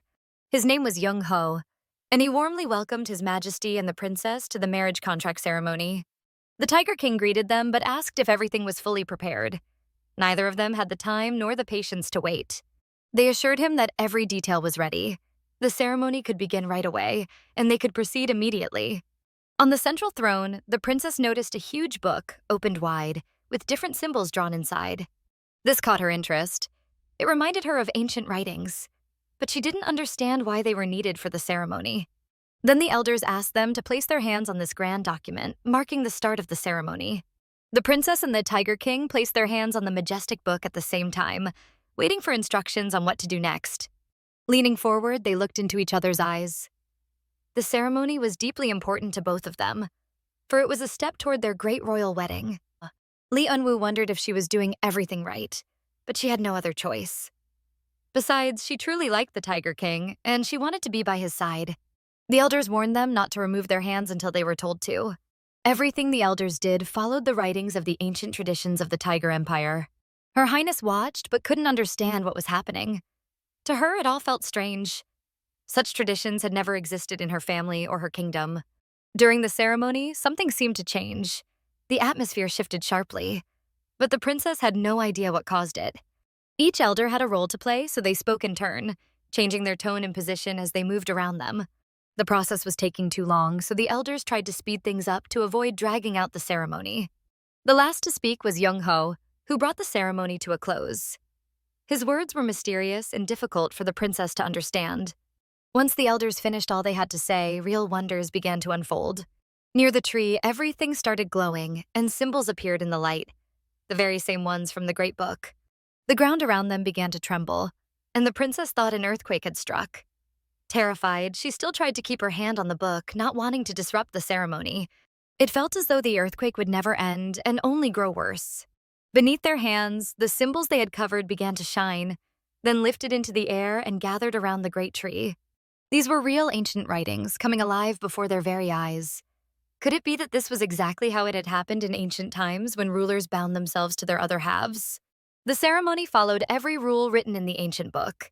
Everything was happening exactly as it had been planned. Lee Eunwoo thought this was a strange ritual, one that had existed since ancient times. But she was terrified. Never before had she felt the ground trembling under her feet, the blinding glow and the flickering lights dancing before her eyes. This ceremony had taken her completely by surprise. She wasn't prepared for it. Why hadn't the Tiger King bothered to warn her ahead of time? She glanced at the Tiger King, who seemed fully immersed in the unusual atmosphere of the ritual, though even he hadn't expected such an incredible effect. She noticed two symbols swirling between them, slowly merging into one. It was like a dance symbolizing love and a marriage meant to last a lifetime. One of the symbols drifted dangerously close to her. It radiated incredible warmth, and the glow was so bright she couldn't make out its form. The other symbol moved away from her, floating toward Baek Hwi. The two kept merging, only to split apart again and again. With their hands still on the grand book, the symbols began to descend onto them. Such wonders were rare and surely carried a hidden meaning. As the symbols touched their hands, they seemed to sink beneath the skin and disappear from sight. The elders carefully observed, making sure the ritual was carried out perfectly. Everything needed to be flawless for the results they sought. As the ceremony neared its end, the princess finally raised her voice and asked the king what all this meant. He had told her it was just a simple formality, but the king insisted that it was simple enough. He didn't say more. He'd caught that familiar expression on her face again, one that reminded him of a sulky rabbit. One of the elders announced that the ritual was complete but was surprised. Had the master really not explained anything to the princess, despite promising to do so beforehand? The elders didn't like this. They thought the Tiger King had acted dishonorably, deceiving not only the princess, but everyone present. But the ceremony was already done. Nothing could be changed now. One elder asked the lady to turn her wrist. She didn't understand why, but was curious to see what, if anything, had changed on her arm after the ritual. Turning her hand, the princess was stunned. Could this really be happening? She could hardly believe her eyes. There, on her wrist, was the very same symbol she had seen glowing the brightest. It meant that from this moment on, the two of them were bound by a marriage contract.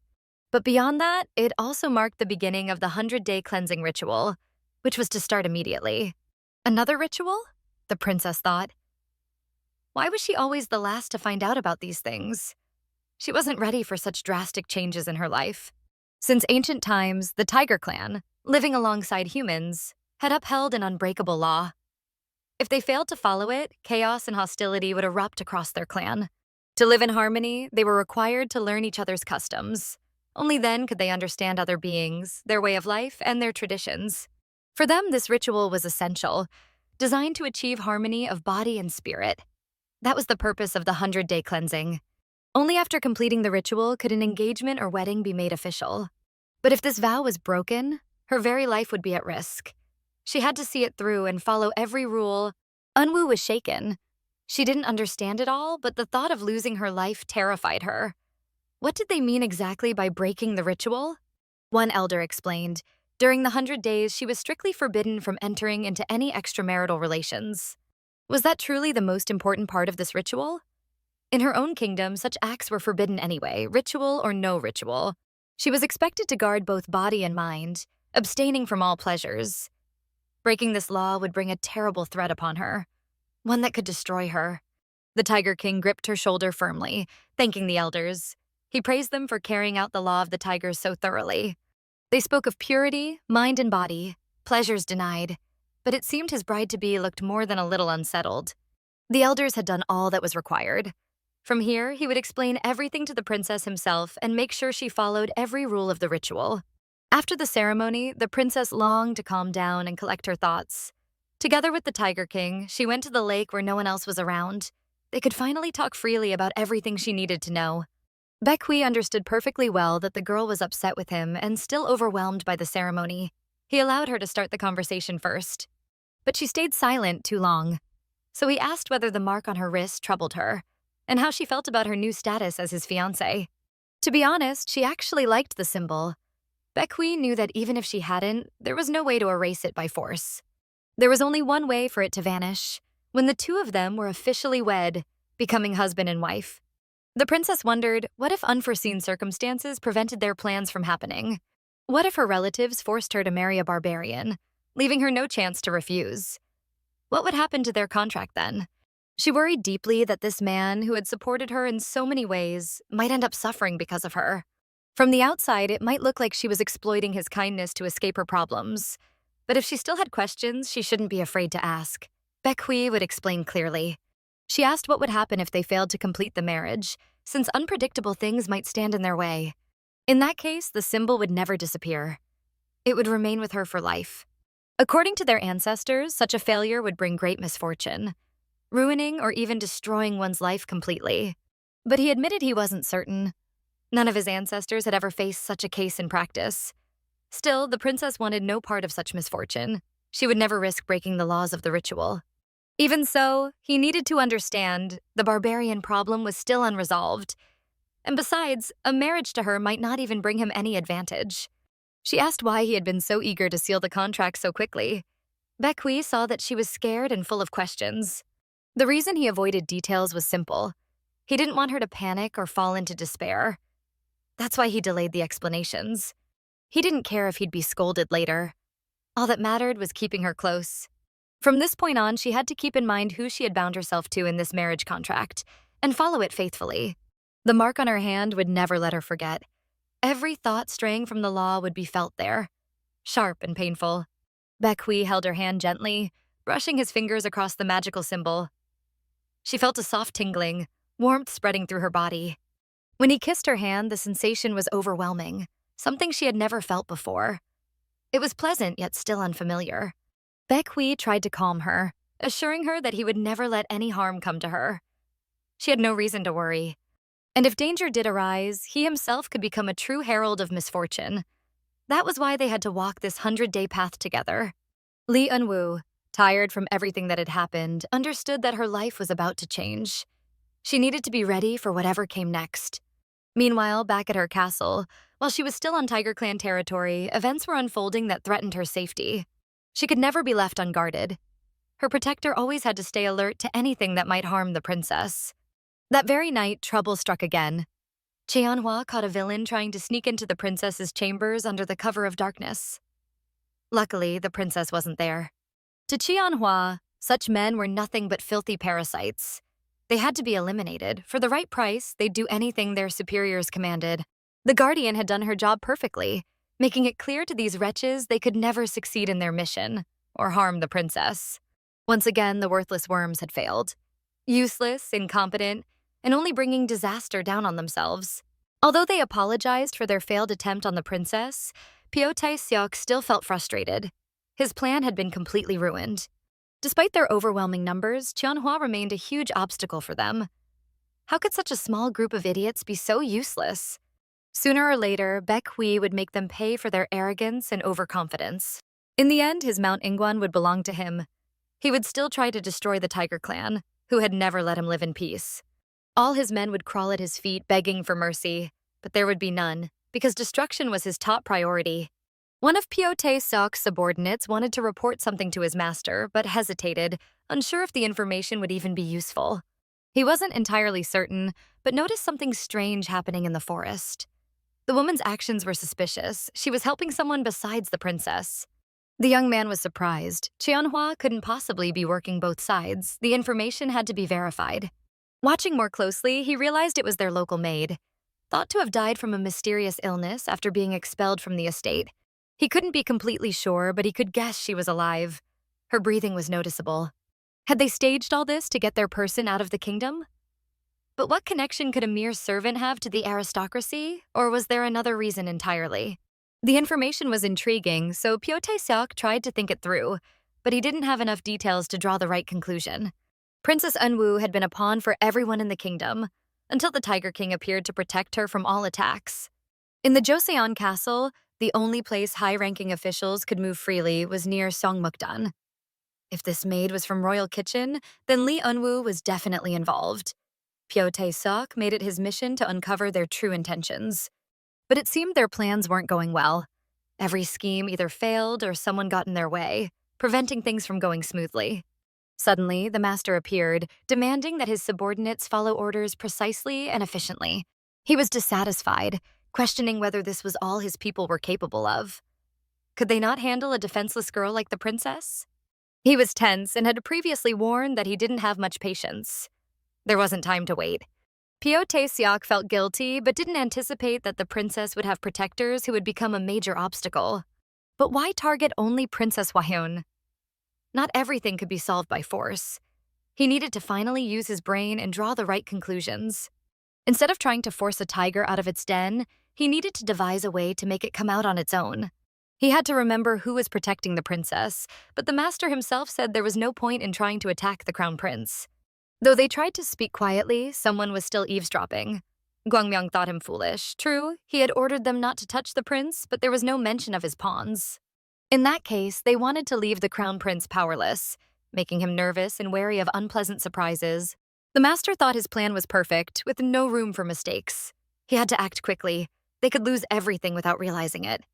The spy seemed to have already gathered all the interesting information, so now he needed to disappear quietly to avoid trouble. Pyo Tae-seok suspected they weren't alone in this part of the forest and felt like he was being followed. The spy had to report everything to the crown prince immediately. An enormous game was being played against him, and he didn't even realize it. Rushing to the crown prince, he didn't notice bandits beginning to follow him. Eventually, they appeared in his path, blocking the way. Trouble never comes alone, but he had to think fast to save his life. Waiting would cost him precious time. Strangely, the wandering already irritated Pyo Tae-seok. His intentions were serious, and he wasn't about to let the suspect go. But he couldn't make the decision himself. He had to wait for the master's orders, who would decide personally. When asked for his opinion, Gwangmyeong said their guest, who dared spy on him, needed to be taught a lesson. It was time for the Princess Hwaeon to return to her kingdom, but she was anxious. The danger was still significant. Baek Hwi tried to reassure her. She had no reason to worry. Yet if danger appeared suddenly, he could easily intervene disguised as a catastrophe. Lee Eunwoo understood she wouldn't be alone in the castle. Cheonhwa would always be nearby. Still, she felt uneasy. Jimyoung noticed an unknown magical symbol on the princess's hand. She was very surprised. The maid also noticed the princess's strange demeanor. She'd been as if floating high in the clouds all morning. She tried to find out what the princess had been doing all day. She hadn't been in Seongmukdan the entire time. At first, Lee Eunwoo didn't want to say anything, but eventually she admitted she had formed a marriage contract with a very noble person. Animals also hold ceremonies, completely different from theirs. Had she really agreed to it? Cheonhwa also remarked that she had never seen Joseon rituals before. The Tiger Clan's marriage contracts and rituals were completely different, yet they were fascinating. The Tiger Clan and its subjects treated marriage contracts very seriously. This ritual was sacred. They followed it precisely to honor the laws of their ancestors. The princess noticed such things were unforgettable. Jimyoung wanted to dress the princess in ceremonial attire herself, but couldn't even do that, which upset her greatly. The princess turned to Cheonhwa, remembering she had urgent news. The Guardian reported that while the princess was on Mount Ingwan, a hostile plan had launched another attack. Now they wouldn't rest, day or night. Cheonhwa advised the princess to move quickly. Eunwoo agreed, but wanted to know how the crown prince was. She hadn't spoken to him in a long time due to her worries. Surveillance was ongoing, but nothing unusual had occurred yet. It seemed calm, but she suspected the villains had set up observation around the prince's residence. It wouldn't be easy to get close. It was too dangerous for the princess to go in person. Sending a messenger with a letter was far safer.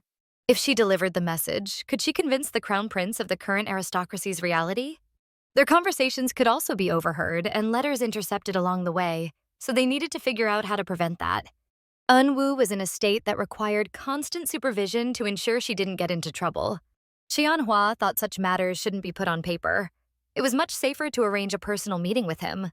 The maid understood everything but urged the princess to reconsider all the dangers, as her heart might not withstand it. But if everything remained as it was, the crown prince would be in great danger. The princess didn't want him harmed and was ready to take the risk. Cheonhwa didn't want the princess to worry, so she informed her that her master was aware of her intentions. This meant it was her direct duty to protect the prince. She asked the princess to leave this matter to her. Lee Eunwoo trusted Cheonhwa's loyalty to both her master and herself and decided to rely on her completely. The princess didn't want to stand aside, so she offered her help. She could also be useful.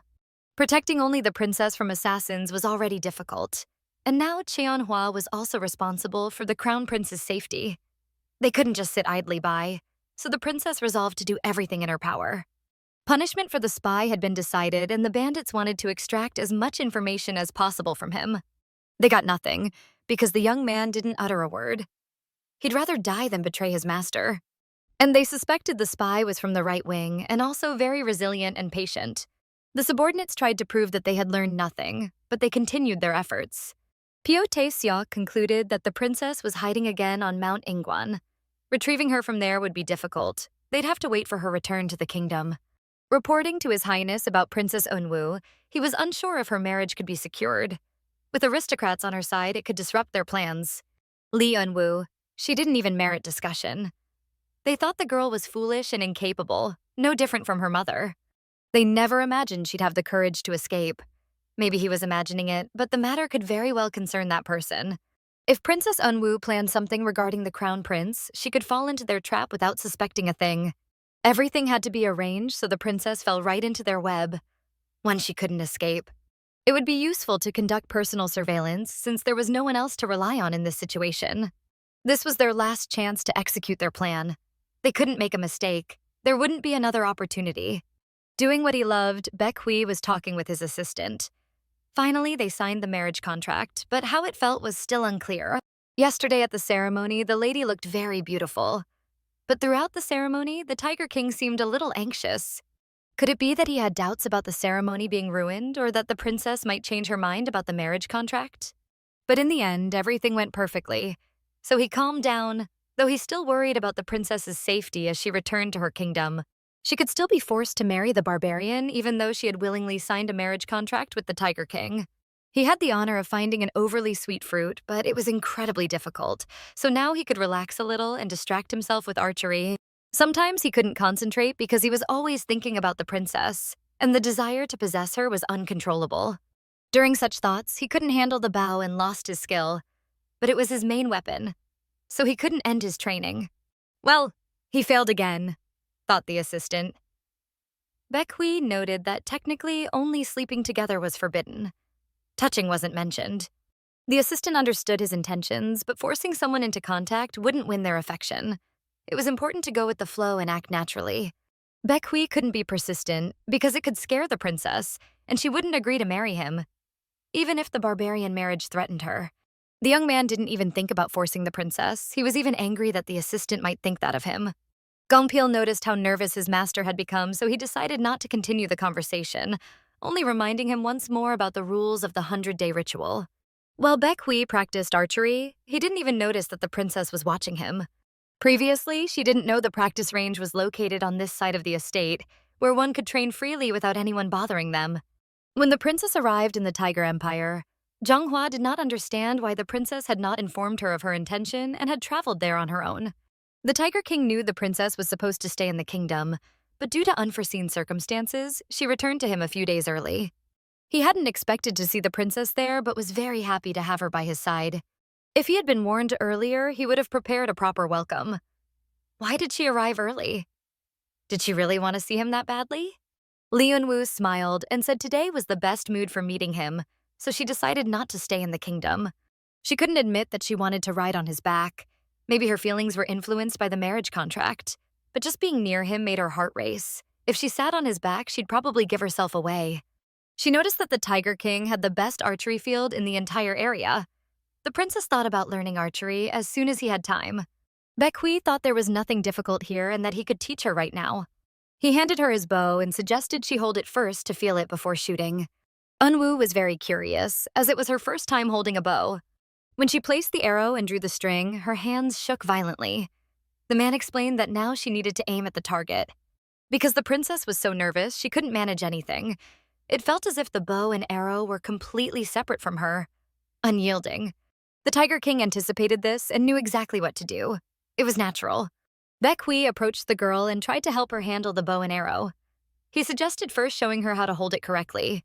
He came too close, which made the princess feel uneasy, but she understood that otherwise he would not be able to teach her properly. Baek Hwi gently embraced her, supporting her hand so it wouldn't tremble, guiding the arrow directly to the target. At that moment, the princess couldn't think about anything else because the Tiger King was so close, touching her completely. But they had to be careful, as she could injure the hand bearing the ritual hieroglyph. Everything was fine. There was no need to be so nervous, as no one starts archery perfectly. He held her waist and pressed gently, telling her to straighten her back as a bent or stiff posture would never hit the target. From the side, it was clear that Baek Hwi was teaching the princess archery, but he still satisfied his masculine urges without breaking ritual laws. But the assistant was dissatisfied, thinking Baek Hwi was too forceful and reminded him he needed to act naturally. Finally, the arrow flew toward the target, though not exactly where they intended. Even though it was her first shot, the princess did well, so she could continue practicing and learn to protect herself from villains. Lee Eunwoo enjoyed her first archery lesson, lifting her spirits even though the Tiger King continued holding her. Her lips were too close to his, tempting a kiss, but the law forbade it until the 100-day ritual was complete. She didn't mind his advances, confident he would never break the Tiger Clan's laws. Baek Hwi knew he couldn't do it, but he wanted to understand why the law existed to restrain his desires. His face was so close that the girl couldn't turn her head. It felt as if he was breathing directly onto her. He said archery wasn't difficult, just take the arrow and pull. It might be confusing at first, but with time she would learn and do it much more easily. The Tiger King suggested a few more shots so she could reinforce it in her memory. The princess agreed, as she enjoyed the activity and couldn't resist another shot. When he held her hand and drew the arrow, she noticed his incredible strength, which she liked the most. His hand applied no tension to the bow. Although one could feel how tightly the bow was drawn, masculine strength could be enchanting. The arrow was released again and flew toward its target. The princess was confident the shot was better than the previous one. The man was thrilled at how quickly Eunwoo was learning. It seemed she had a natural talent, though she didn't realize it herself. Without his help, she couldn't even draw the string. Just a light tension, and her hand did it immediately as long as he was nearby. She could train the strength in her arms for this, so she could try again if she wished and didn't want to rest. The princess was delighted with the lesson and her teacher, so she wanted to continue practicing. Baek Hwi again stood behind the princess, holding the bow with one hand and helping her draw the arrow and aim with the other. The Tiger King thought that it would be easy to get used to these pleasant sensations, but it would be hard when the princess returned to her kingdom, though that time was still far off. Observation had to be continuous, day and night, so this post was never empty. Not even a moment could be wasted, as things could happen very quickly. Manhwa was very responsible, so she couldn't let down either her master or the princess. The prince's residence was on a separate, designated area, so royal people were rarely seen there. Still, there were many people in his territory, both those who belonged there and those who shouldn't be. It would be very difficult for the princess to get here, so the bodyguard had to handle everything herself. First, she had to remain unnoticed by anyone, as she could be discovered quickly and led in the wrong direction. Manhwa noticed something suspicious, but she couldn't react immediately, as it could be a trap set by the villains. A man lay in the middle of the road, clearly injured. Maybe he needed help, but the bodyguard couldn't provide it. What's this? Thought the girl. Could someone have fallen into an ambush and the villains decided to finish him off immediately? The young man was covered in blood, making it impossible to see clearly in the dark, but it seemed he was still breathing, so he could be saved. Examining him more closely, Manhwa was surprised. She hadn't expected to see this. She couldn't believe her eyes, but she knew this young man and couldn't understand how he had been so reckless as to fall into the villain's trap. In the evening, everything was calm at the Tiger King's estate. The day had been busy, so it was time to rest. The Princess Hwaeon really enjoyed learning archery. Although she had just started, she had no choice but to continue until she could use the bow with ease. With ease, Baek Hwi was surprised. But he knew that to master the bow perfectly, she would need to undergo intensive training almost every day. Even if the process was long, the princess wanted to see it through. She also wanted to do exercises that would help her in everything.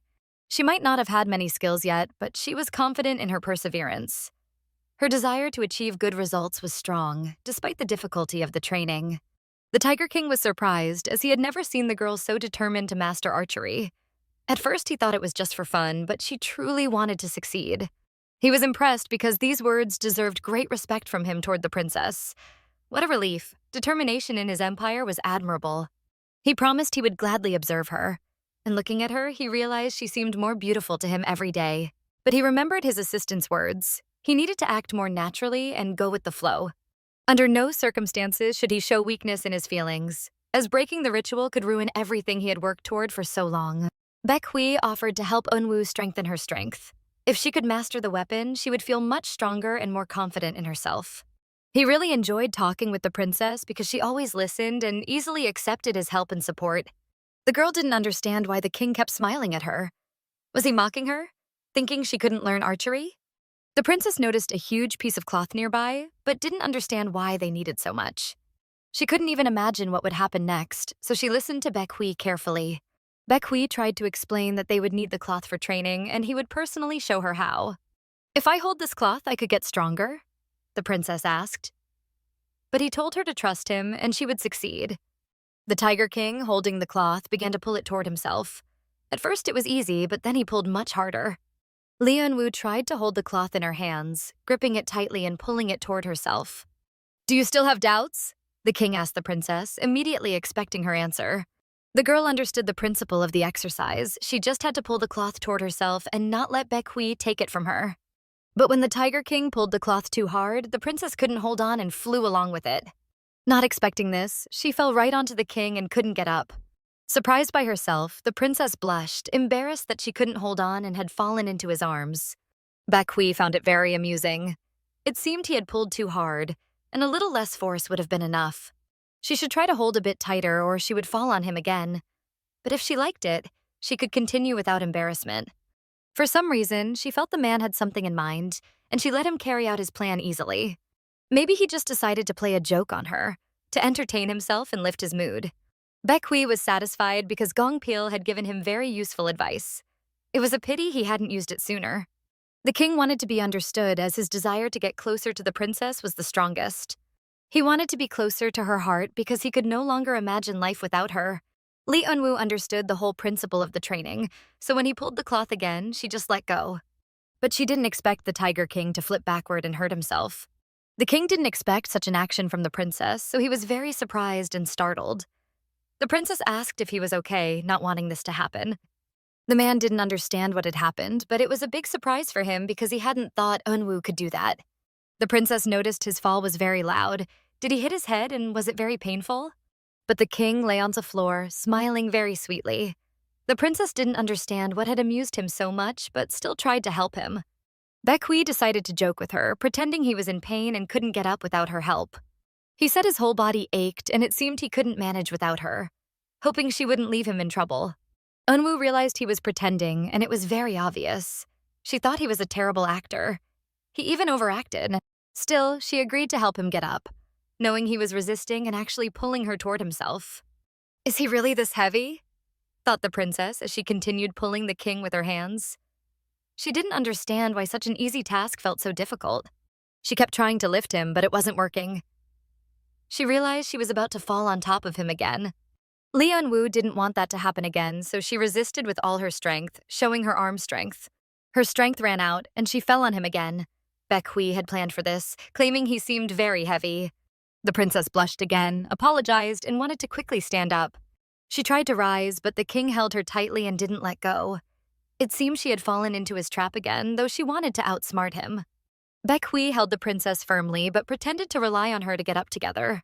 He said his head was a little dizzy and maybe they could just lie here together for a while. And again, she heard it. The princess could hear his heartbeat, which matched hers when she was near the king. The princess really wanted to lie next to him, but she felt shy and embarrassed again. Moreover, she understood that there was a rule forbidding closeness between them. They were too close to each other, and for a while they just stayed silent, looking into each other's eyes. Baek Hwi couldn't resist. The scent coming from the princess was driving him crazy. He tried to kiss the princess on the cheek, carefully not to cross any boundaries. But the girl felt that just a little more, and they might overstep the limits. It seemed like there wasn't much distance left before a kiss, but he restrained himself, simply enjoying her beauty and fragrance. The longer they stayed close, the harder it became to resist kissing. Baek Hwi didn't want to stop. After all, one kiss wouldn't cause any harm. The rule only forbade sleeping together, and there was no word about physical closeness. They still couldn't give in to temptation, because there would always be someone to interrupt such a pleasant moment. The assistant arrived, curious whether they were really inside the room. The Tiger King was furious, considering the assistant a troublemaker who always showed up at the wrong time. Gong Pil asked his master if he had perhaps fallen asleep, which was why he hadn't responded. It was the perfect moment for a visit, carefully chosen by the assistant. The princess thought that if no one had interrupted at this pace, they could have done something they would later regret. Everything could have ended not as well as they had planned, so the assistant came at just the right moment when they needed to stop themselves. They were both at fault. She wondered why she couldn't resist and had given in to temptation. Nothing like this had ever happened to her before, so it was something new and strange for the princess. Gong Pil apologized profusely, but he had very important business with the Tiger King. He was in a hurry to report that Manhwa had arrived at the estate. She reported that the right-hand commander, Hong Ja-young, had been found dead. She already suspected who could have been the killer of this young man. Gong Pil brought bad news to the Tiger King. Cheonhua had found the dead body of Commander Hong Ja-young. The princess was frightened. Could it be that Prince Gwangmyeong had resorted to such shameful methods, daring to take the life of this officer? There were wounds on his body as if made by huge claws. It seemed like the work of the Leopard clan. But strangely, they had acted on their own. Still, they had been extremely careless, leaving their fingerprints on the victim. Finding the murderer wasn't difficult, and punishment awaited them. The crown prince had been inactive for so long that now his people were dying. His people were being killed. Was the crown prince planning to sit idly by? His silence could cost the entire kingdom and the plans of those around him dearly. And this wasn't even the worst-case scenario one could imagine. Things could be much worse and could end negatively for the crown prince. It was hard for the princess to admit that Baek Hwi was right. For the crown prince, it was unworthy to allow his subjects to meet such a horrific death. It seemed his political opponents were using this to challenge the legitimacy of his rule. It looked like they needed to hurry. The Tiger King meant a personal meeting with His Highness. The princess agreed. They needed to arrange a meeting as soon as possible because there could be many more deaths, and this had to be stopped. Baek Hwi was very worried for the princess and decided to go with her to the crown prince to avoid danger. She would finally speak with him, and the Tiger King, taking advantage of the opportunity, could observe this prince. Rumors had reached the crown prince that his officer had been killed by the claws of a wild beast, so he decided to personally inspect the young man's body. He couldn't believe his eyes, as long-established contacts with various clans had been maintained, and everyone tried to live in peace and harmony. Had their hearts become so full of hatred that they were no longer ashamed to take people's lives? The marks on his body looked as if a real beast had attacked him. The crown prince was shocked. The officer's body was badly mutilated, and he couldn't even imagine what had happened. Such a shameful act could not be left unpunished. The criminal had to be found and punished. The subjects were worried, as they were also in danger from these criminals. Therefore, the crown prince had to protect his people. Everyone had heard that Hong Ja-young was found dead, and judging by the wounds, he had been attacked by a beast. Everyone wondered what was happening in Joseon. Could their prince be so incompetent that his people were dying right under his nose? Perhaps even the gods were angry at them. Was the prince going to do anything at all? No one wanted their kingdom to fall simply because the ruler was weak-willed. But something was happening with His Highness, and the subjects couldn't understand what. They had never seen him like this, and they didn't like these changes. After the incident with Ja-young, the crown prince fell into deep thought. He skipped all meals and stayed in his chambers, avoiding interactions and royal duties. It must have shaken him greatly. He was confused, not knowing whom to turn to for help, fully realizing that he couldn't handle this alone. He had to think quickly, as time was working against him. Every minute could be decisive for someone whom the beasts might decide to kill, like that poor young man. Observing the kingdom hadn't stopped. But when the guards were strengthened, it became much more difficult. Since the last time the guards were reinforced, they had to act quickly. Cheonhua noticed suspicious men near the estate, so she took her bow and arrows and kept them in her sights. Then she heard a strange rustling behind her and footsteps approaching. She realized she was in danger and had to be very careful. While Cheonhua focused on her observation, the scoundrels were already watching her. They were too close, ready to harm the princess's personal guard. One held something resembling an arrow, but in the darkness, it was hard to see. The girl became alert and prepared to defend herself. Cheonhua tried to see what the scoundrel was holding to understand the threat. Pyo Tae-sok dropped a white daisy, appearing as if he didn't intend to harm her. There was no weapon in his hands that he normally carried. Cheonhua still aimed her bow at him, signaling that she wouldn't give up easily and that he would have to try hard to catch her. And again, the white daisy appeared, a warning for Cheonhua. She had to understand that the work she was doing could cost her life. Was she acting alone? It seemed he had warned her repeatedly not to get in his way. Pyo Tae-seok smiled and said he would worry greatly if something happened to her, so she had to be very careful. The girl disliked this vile creature who, under his master's orders, killed innocent people while mocking their bodies. The scoundrel, smiling at her, acted as if he enjoyed it when Cheonhua was enraged, probably because he liked strong, combative girls. Talking to the scoundrel was very unpleasant for the girl. She wanted to strike him immediately to stop his arrogance, but she knew well she couldn't handle him and all his minions alone, Seduce. Had he come to interfere and prevent her from doing her job? She tried to think logically to understand his motives. She didn't want to speak to him, but had no choice. Cheonhua closed her eyes, needing a moment to calm down. If his words were true, he wouldn't have allowed that incident, and things would have gone differently. Had Hua forgotten nothing, still blaming him for what happened, which he believed was accidental? When the scoundrel said he was just observing, the guard didn't believe him, standing so close to the body of her younger brother, who had trusted him and followed him always. Looking at the dead body, Pyo Tae-seok showed no compassion. His face carried a smile and pride in his act. He had the audacity to watch people being killed. Yet he could have saved them, as her brother didn't die immediately. And now he intended to destroy the Tiger clan, then use her to unite the remaining clans. Did he really think no one would see through such a cheap plan and stop him? There would always be someone capable, even at the cost of their life. Pyo Tae-seok thought Hwa didn't know him at all. His interest in her wasn't tainted by any selfish awakening. Then the scoundrel noticed the girl had taken her bow and aimed quickly in his direction. Could she shoot him? He tried to move away. He didn't even notice as the arrow whistled past him, later realizing that she wasn't targeting him at all. Why had she done it? She was signaling that someone was watching the crown prince's estate.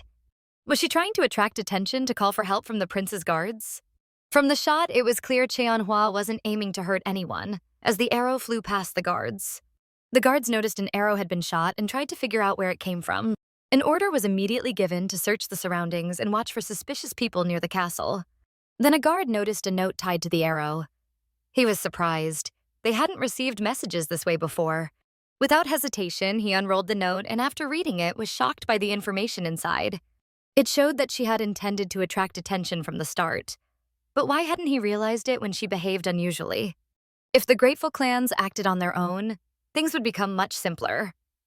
Had they really dared to take such a step without considering the consequences? This should be enough to deliver the message to the crown prince. From there, it would be easier for him to make important decisions if this information proved useful. Hwa had done all she could, so it was time to return to the Tiger clan to report her success to the king. He had changed greatly since they were children. Communicating with him was unpleasant, as hostile people provoked her anger. In childhood, they had been good friends and had fun together. But times had changed, and everything was now the opposite. The crown prince, along with his guards, was heading to the meeting mentioned in the letter from the secret messenger. They had never been to this place before, so it seemed suspicious and strange to them. When the crown prince stopped, one of the guards asked His Highness what he felt, if something was wrong. The guard thought it was an obvious trap, so they shouldn't have agreed to the meeting. He sensed danger in advance and kept looking around. A strange letter had been delivered by arrow with no way to identify the sender. The time and place were set to lure someone. They didn't know to whom it might seem suspicious. Yet His Highness agreed, saying he absolutely had to go. The guard warned him that it would be very dangerous if this was the work of those who had harmed his right-hand man. Perhaps it was true, but they needed to see for themselves. There was no time to overthink, it was necessary to follow the heart. An outstanding figure who understood the principles of nature very well. He had many intentions but never acted in haste. He knew when to yield and when to insist. He possessed great patience, waiting for the right moment. These words perfectly described his current state.